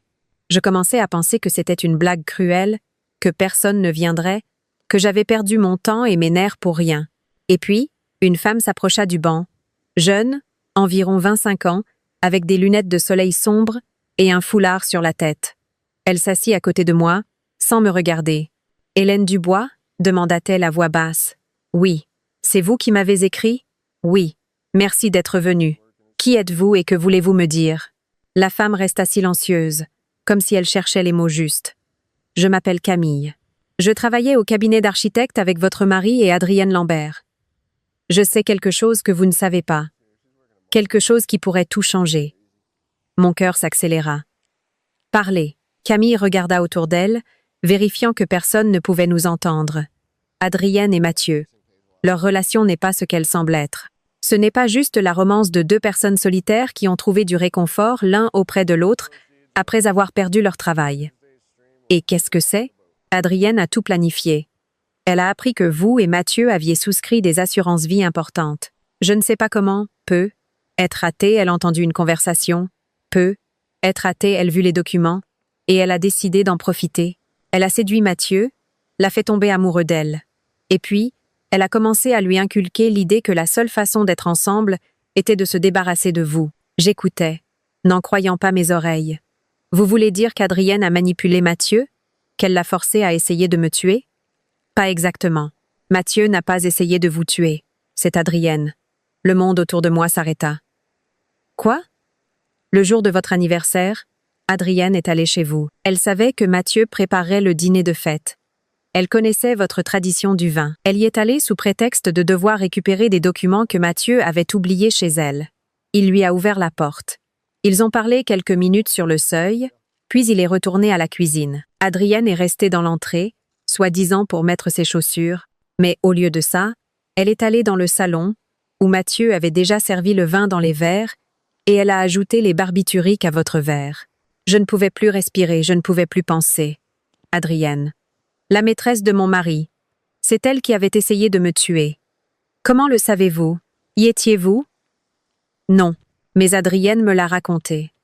Nous étions de bonnes amies, des collègues. Elle me faisait confiance. Et la veille, elle m'a avoué ce qu'elle allait faire. J'ai essayé de l'en empêcher, de la convaincre que c'était de la folie, mais elle ne m'a pas écoutée. Elle était obsédée par l'idée d'être avec Mathieu, d'obtenir cet argent, de commencer une nouvelle vie.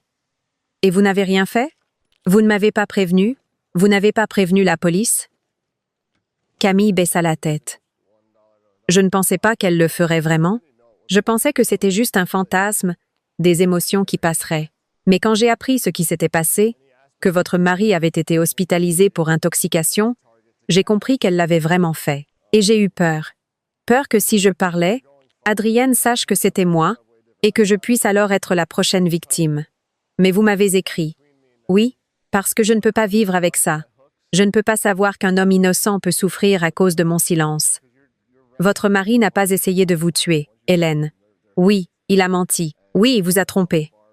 Mais la meurtrière, c'est Adrienne. Je restais assise sur le banc, essayant d'assimiler toutes ces informations.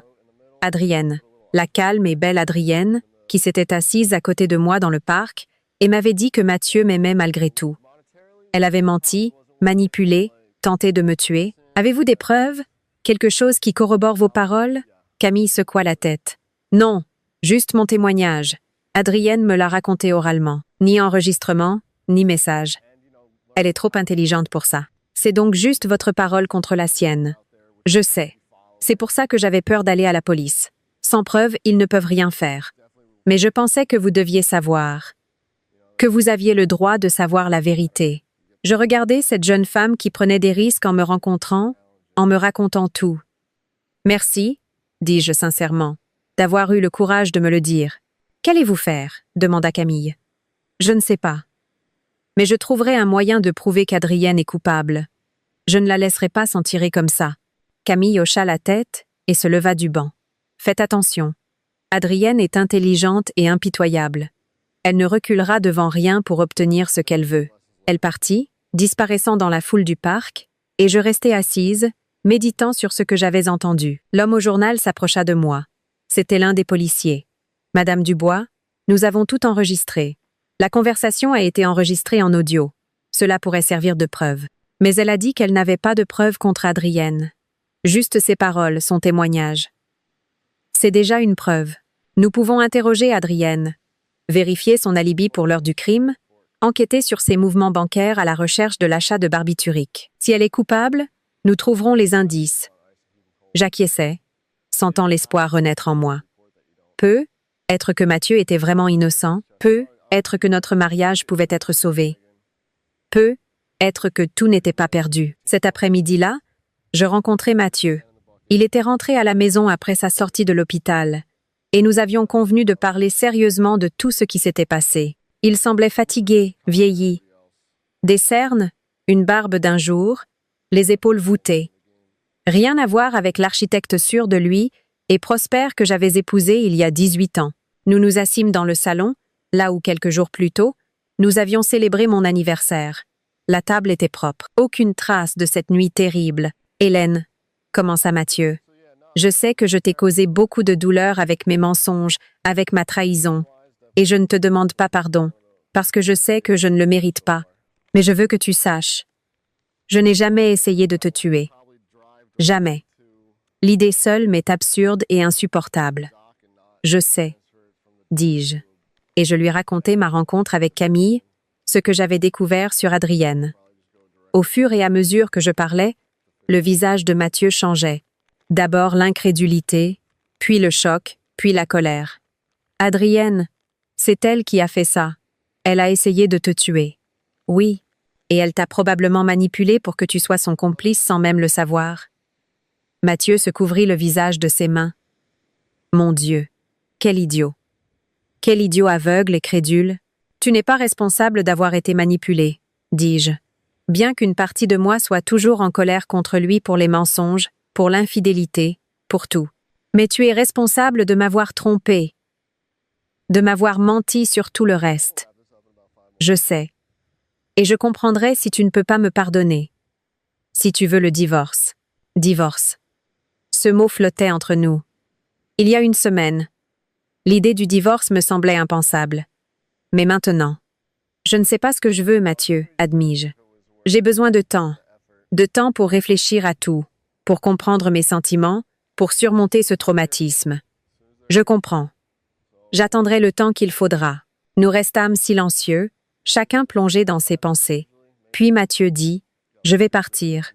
Je vais louer un appartement ou rester chez un ami. Tu as besoin d'espace? Et je ne veux pas te causer plus d'inconfort par ma présence. » Je voulus protester, dire que c'était aussi sa maison.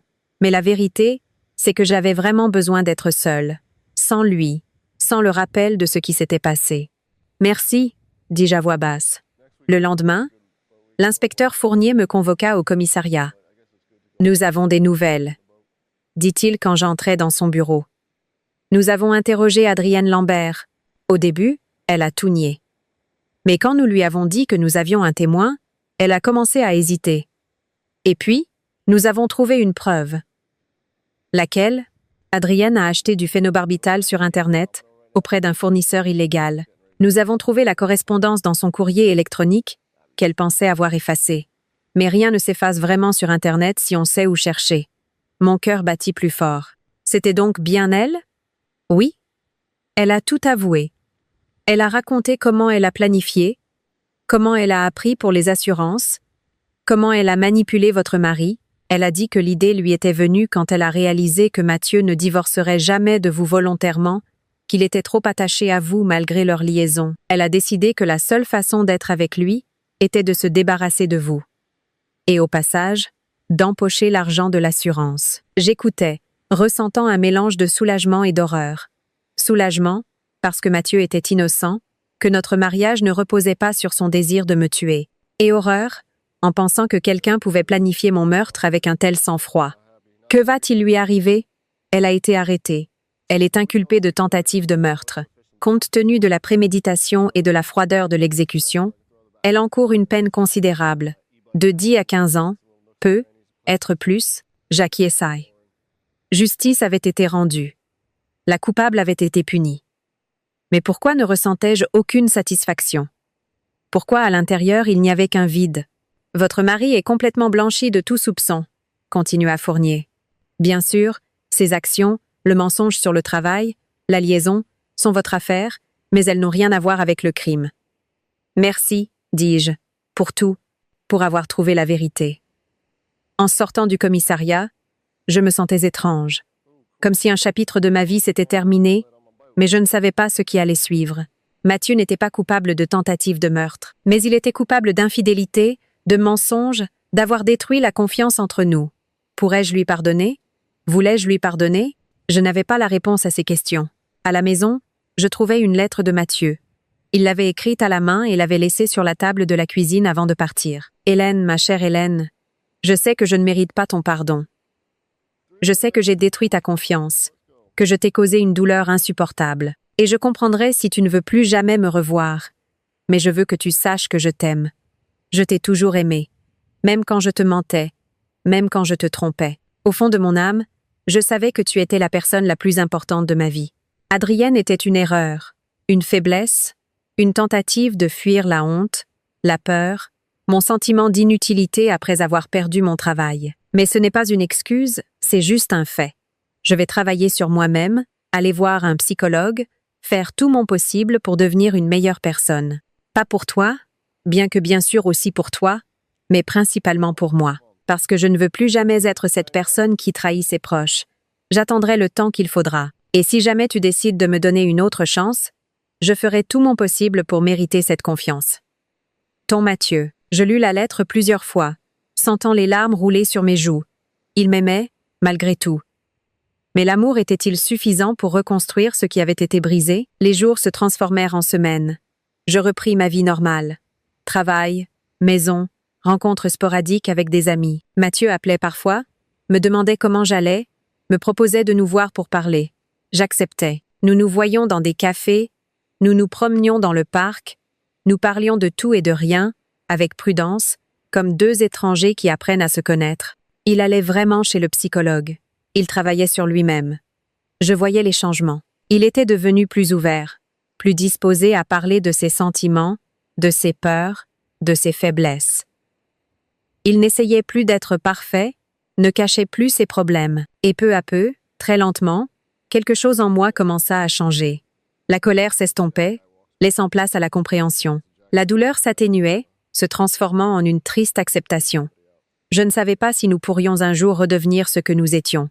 Probablement pas. Cet amour naïf et inconditionnel que nous avions au début était mort cette nuit-là, où j'ai senti une odeur étrange dans mon verre de vin.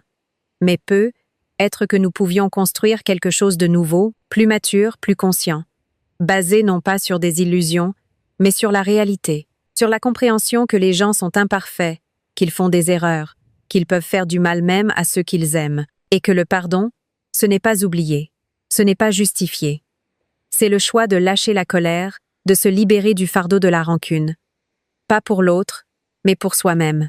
Je ne savais pas si j'avais pardonné à Mathieu.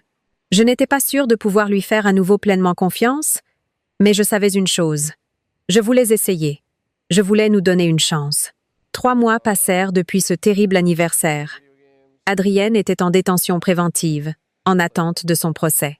Mathieu avait trouvé un nouveau travail dans un petit cabinet d'architecte, bien qu'avec un salaire inférieur à avant. Nous commencions à rembourser le prêt petit à petit, en réduisant nos dépenses, en vivant plus modestement, et nous commencions à reconstruire notre mariage. Lentement, prudemment, pas à pas, Mathieu revint à la maison. D'abord dans la chambre d'amis, puis quelques semaines plus tard, dans notre chambre, nous allions en thérapie de couple. Nous travaillions à retrouver la confiance. Nous apprenions à communiquer à nouveau. Ce n'était pas facile. Il y avait des jours où je me réveillais et ressentais une telle rage envers lui que je ne pouvais même pas le regarder. Il y avait des nuits où j'étais tourmentée par des cauchemars de cette soirée, du vin empoisonné, de la mort qui m'avait frôlée, mais il y avait aussi de bons moments. Des moments où nous rions ensemble comme avant, où nous nous tenions la main en nous promenant dans le parc, où nous nous regardions dans les yeux et ne voyions pas la trahison, mais un amour qui avait survécu à tout cela. Et je commençais à croire que nous pourrions vraiment surmonter cela, que notre mariage sortirait de cette crise plus fort qu'avant. Et puis, un après-midi ordinaire, tout changea à nouveau. Je rentrais du travail et trouvais la porte d'entrée entr'ouverte. Pas forcée, pas cassée, juste entr'ouverte. Comme si quelqu'un était sorti et avait oublié de la fermer. Ou comme si quelqu'un était entré et voulait que je le sache. Mon cœur s'accéléra. Je sortis mon portable, prête à appeler la police. Mais j'entendis alors un bruit venant du salon. Des voix. Mathieu parlait avec quelqu'un. J'entrai lentement, refermant la porte derrière moi, et me dirigeai vers le salon. Ce que je vis me laissa paralysée. Mathieu était assis sur le canapé. En face de lui, dans un fauteuil, se trouvait une femme. Ce n'était pas Adrienne. Elle était en prison. C'était une autre femme, de mon âge environ, avec des cheveux courts et sombres et des yeux gris perçants. « Hélène !» dit Mathieu en se levant d'un bond en me voyant. Son visage était pâle. La peur se lisait dans ses yeux. « Je peux tout expliquer. Qui est-ce » demandai-je en regardant l'inconnu. La femme se leva lentement et me regarda avec un étrange mélange de regret et de détermination. « Je m'appelle Sylvie, » dit-elle, « et je suis vraiment désolée que nous nous rencontrions dans ces circonstances. Mais il y a quelque chose que vous devez savoir sur votre mari. Quelque chose qu'il vous a caché toutes ces années. » Je sentis le sol se dérober à nouveau sous mes pieds. D'autres secrets, d'autres mensonges. Quand est-ce que ça allait finir? Quoi d'autre? Réussis-je à dire. Qu'est-ce que tu m'as encore caché, Mathieu? Il resta silencieux, incapable de prononcer un mot. Sylvie le regarda, puis me regarda. Mathieu a une fille, dit-elle calmement. Elle a 14 ans, et je suis sa mère. Le monde autour de moi se mit à tourner. Une fille. Mathieu avait une fille avec une autre femme, 14 ans. Cela signifiait qu'elle était née 4 ans après notre mariage. Quand nous essayions d'avoir des enfants et que nous n'y arrivions pas, quand je subissais des tests, des traitements, me blâmant de ne pas pouvoir tomber enceinte. Et il avait déjà une fille avec une autre femme. C'est vrai? Ma voix sonnait étrange, lointaine.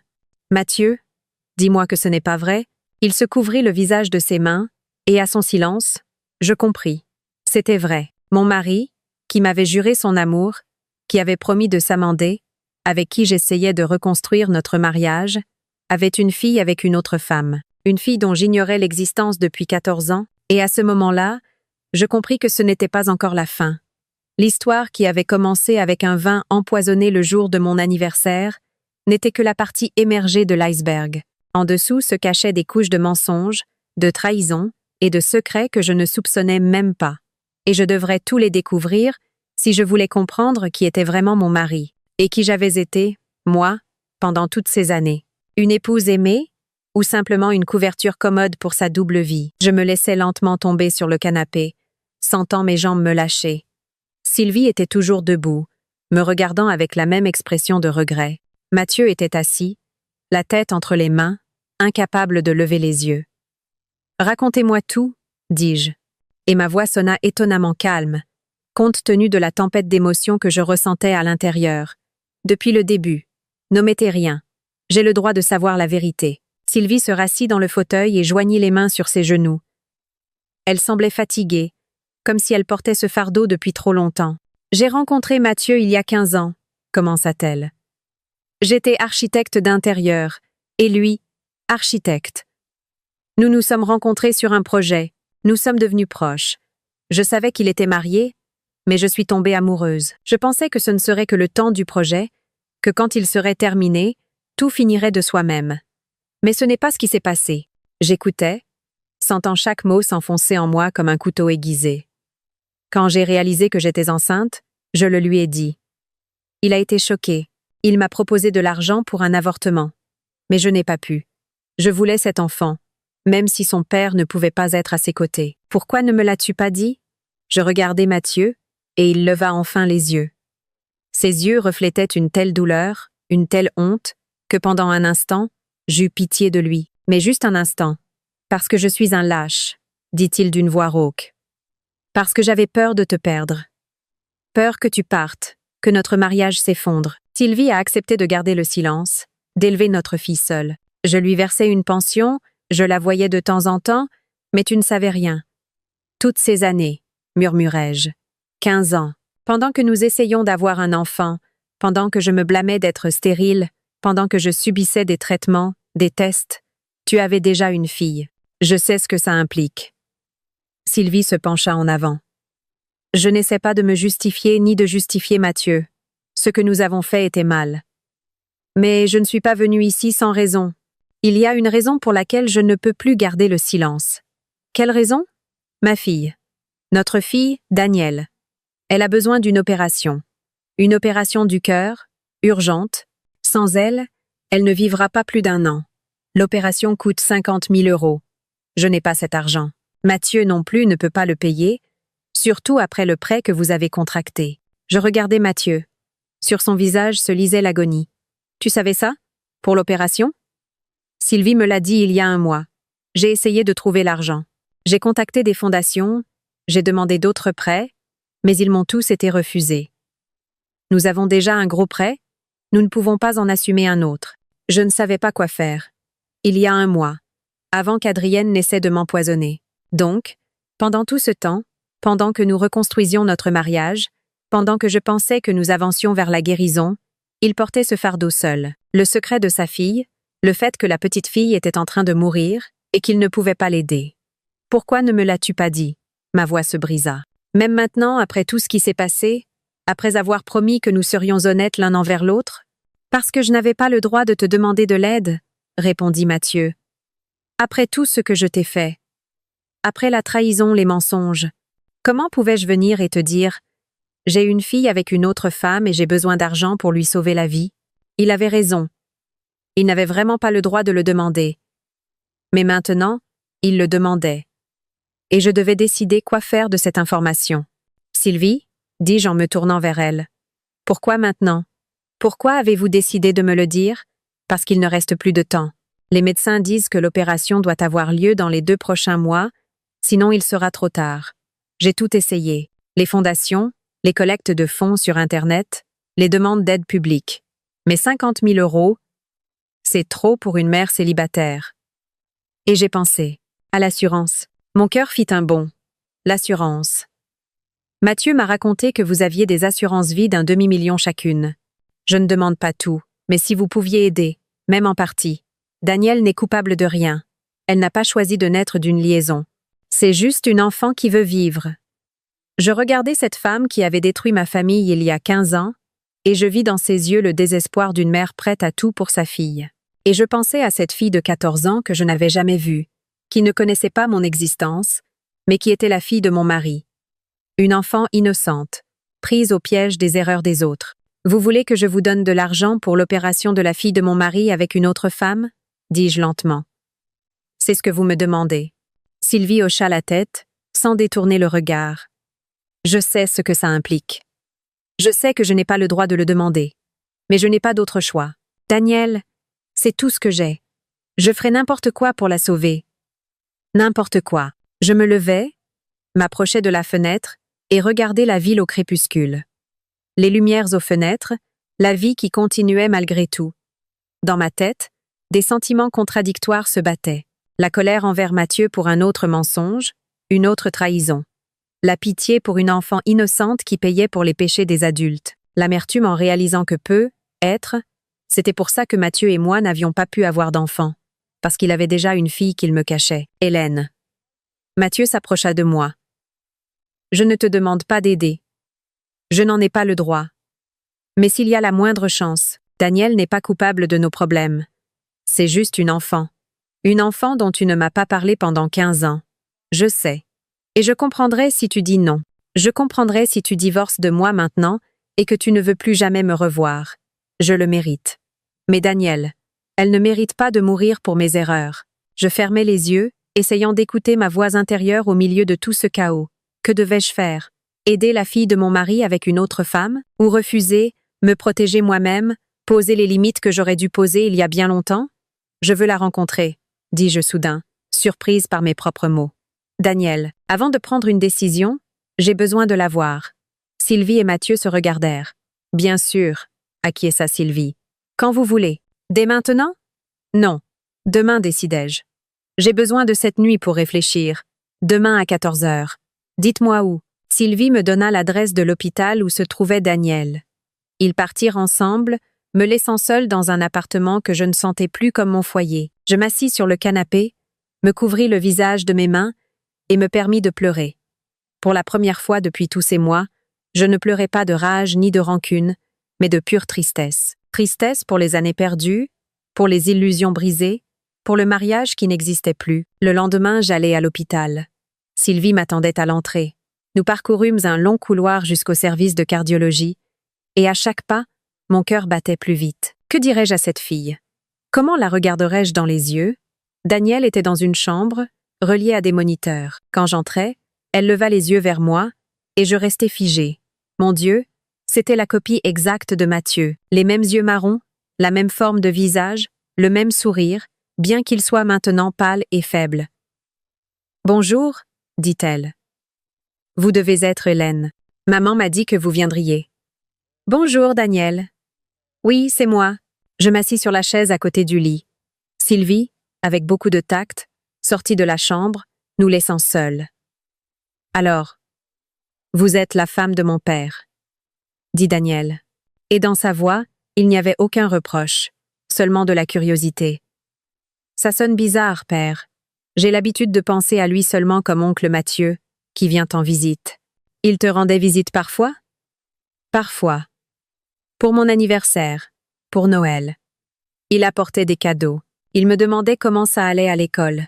Je savais que c'était mon père biologique. Maman me l'a dit quand j'avais 10 ans. Mais je savais aussi qu'il avait une autre vie, une autre famille, et je ne lui en voulais pas. C'est comme ça. Quelle maturité pour une fille de 14 ans. Quelle compréhension d'une situation dans laquelle elle se trouvait sans être coupable. Daniel, ta mère m'a parlé de ta maladie, du fait que tu as besoin d'une opération. Elle hocha la tête. Oui, une malformation cardiaque congénitale. Avant, ça ne me posait pas de problème. Mais cette dernière année, mon état s'est aggravé. Si je ne suis pas opérée, mon cœur lâchera. C'est ce que disent les médecins. Et tu n'as pas peur? Daniel réfléchit. Bien sûr que j'ai peur. J'ai 14 ans. Je veux vivre, étudier, tomber amoureuse, voyager, voir le monde. Mais si je dois mourir, au moins, je sais que maman a tout fait, qu'elle s'est battue pour moi jusqu'au bout. Je regardais cet enfant fragile sur son lit d'hôpital et je sentis quelque chose se briser en moi. Toute la colère, toute la rancune, toute la rage que j'avais accumulée envers Mathieu, envers Sylvie, tout s'évanouissait devant un simple fait. Devant moi se trouvait une enfant qui voulait vivre, une enfant qui avait besoin d'aide. « Daniel, dis-je en lui prenant la main, tu vas avoir ton opération. Je m'en occuperai. Les yeux de la jeune fille s'écarquillèrent. Vraiment? Mais, pourquoi? Vous n'êtes pas obligé. Je suis la fille de la femme qui était avec votre mari. Parce que tu n'es pas responsable des erreurs des adultes. Parce que tous les enfants méritent une chance de vivre. Et parce que, malgré tout, je ne peux pas rester les bras croisés à regarder mourir une personne innocente si je peux l'aider. Daniel se mit à pleurer, et je la serrai dans mes bras. Cette enfant qui était la fille de mon mari, mais pas ma fille. Et à ce moment-là, je compris. Le pardon n'est pas une faiblesse. C'est une force. La force de laisser aller le passé, de ne pas garder de rancune, de ne pas laisser l'amertume empoisonner votre âme. Quand je sortis de la chambre, Sylvie était dans le couloir. Son visage était trempé de larmes. « Merci », murmura-t-elle. « Merci, Hélène. Je sais que je ne mérite pas votre générosité, mais merci. » « Ce n'est pas pour vous, dis-je sincèrement, ni pour Mathieu. C'est pour Daniel. Seulement pour elle. Je demandais un prêt de 50 000 € en garantissant ma part de l'appartement. L'opération eut lieu 2 semaines plus tard. Elle dura 8 heures, et pendant tout ce temps, je restais assise dans le couloir de l'hôpital, à côté de Sylvie et de Mathieu. Nous parlâmes à peine, chacun plongé dans ses pensées, dans ses prières. Quand le chirurgien sortit et dit que l'opération avait été un succès, que Daniel vivrait, je ressentis un soulagement, une joie si grande que c'était comme si c'était ma propre fille. Et peut-être, d'une certaine manière, elle l'était, pas biologiquement, mais spirituellement. Parce que je lui avais sauvé la vie, je lui avais donné la chance qu'elle méritait. 2 autres mois passèrent. Daniel se remettait, revenait à une vie normale. Je lui rendis visite plusieurs fois, lui apportant des livres, des fruits, nous parlions, et chaque fois, je m'attachais davantage à cette enfant intelligente et mûre pour son âge. Et avec Mathieu, nous parlâmes enfin. Nous parlâmes sérieusement de notre avenir. Nous nous retrouvâmes dans le même parc où j'avais un jour rencontré Adrienne. Nous nous assîmes sur un banc, et je lui dis ce que j'avais décidé. « Mathieu, je ne peux pas continuer notre mariage. » Il hocha la tête, comme s'il s'y attendait. « Je comprends, ce n'est pas parce que je ne t'aime pas, je t'aime, ou je t'ai aimé. Je ne sais plus. C'est parce que je ne peux pas continuer à vivre dans l'incertitude, avec la peur constante de découvrir un autre secret, un autre mensonge. Tu as besoin de temps pour te retrouver, pour savoir qui tu es, ce que tu veux. Et moi, j'ai besoin de temps pour guérir, pour me rétablir, pour me retrouver. Donc, le divorce. Oui. Mais pas par colère, pas par vengeance, mais parce que c'est la bonne chose à faire pour nous deux. Mathieu me prit la main, la porta à ses lèvres et l'embrassa. Merci Hélène, pour tout. Pour avoir sauvé Daniel quand tu aurais pu refuser, pour m'avoir donné la chance de devenir meilleure, même si cela signifie te perdre. Je t'aimerai toujours, sache-le. Et moi, je me souviendrai de ce qu'il y a eu de bon entre nous. Les 18 ans n'ont pas été un mensonge complet. Il y a eu beaucoup d'amour, beaucoup de bonheur. Nous avons simplement grandi dans des directions différentes. Et c'est bien ainsi. Nous restâmes assis un moment de plus, nous tenant la main, disant adieu au passé, aux personnes que nous avions été, au mariage qui avait un jour semblé inébranlable. Nous divorçâmes 6 mois plus tard, à l'amiable, sans scandale, sans partage des biens. Nous vendîmes l'appartement, remboursâmes tous les prêts et divisâmes ce qui restait à parts égales. Mathieu loua un petit appartement près de Sylvie et Daniel et commença à passer plus de temps avec sa fille, à reconstruire une relation endommagée par des années d'absence. Et moi, je m'achetais un petit studio en banlieue, je commençais une nouvelle vie, je rencontrais de nouvelles personnes, je m'inscrivis à des cours de peinture, ce dont j'avais rêvé pendant des années, mais pour lequel je ne trouvais jamais le temps. Je commençais à voyager, des escapades de week-end dans des villes voisines, mais c'était un début. 1 an après le divorce, je rencontrai André. Il était professeur d'histoire dans un lycée, divorcé, avec 2 grands enfants. Un homme calme, gentil et surtout, honnête. Avec lui, il n'y avait pas la passion que j'avais eue avec Mathieu au début, mais il y avait la fiabilité, la stabilité, un profond respect.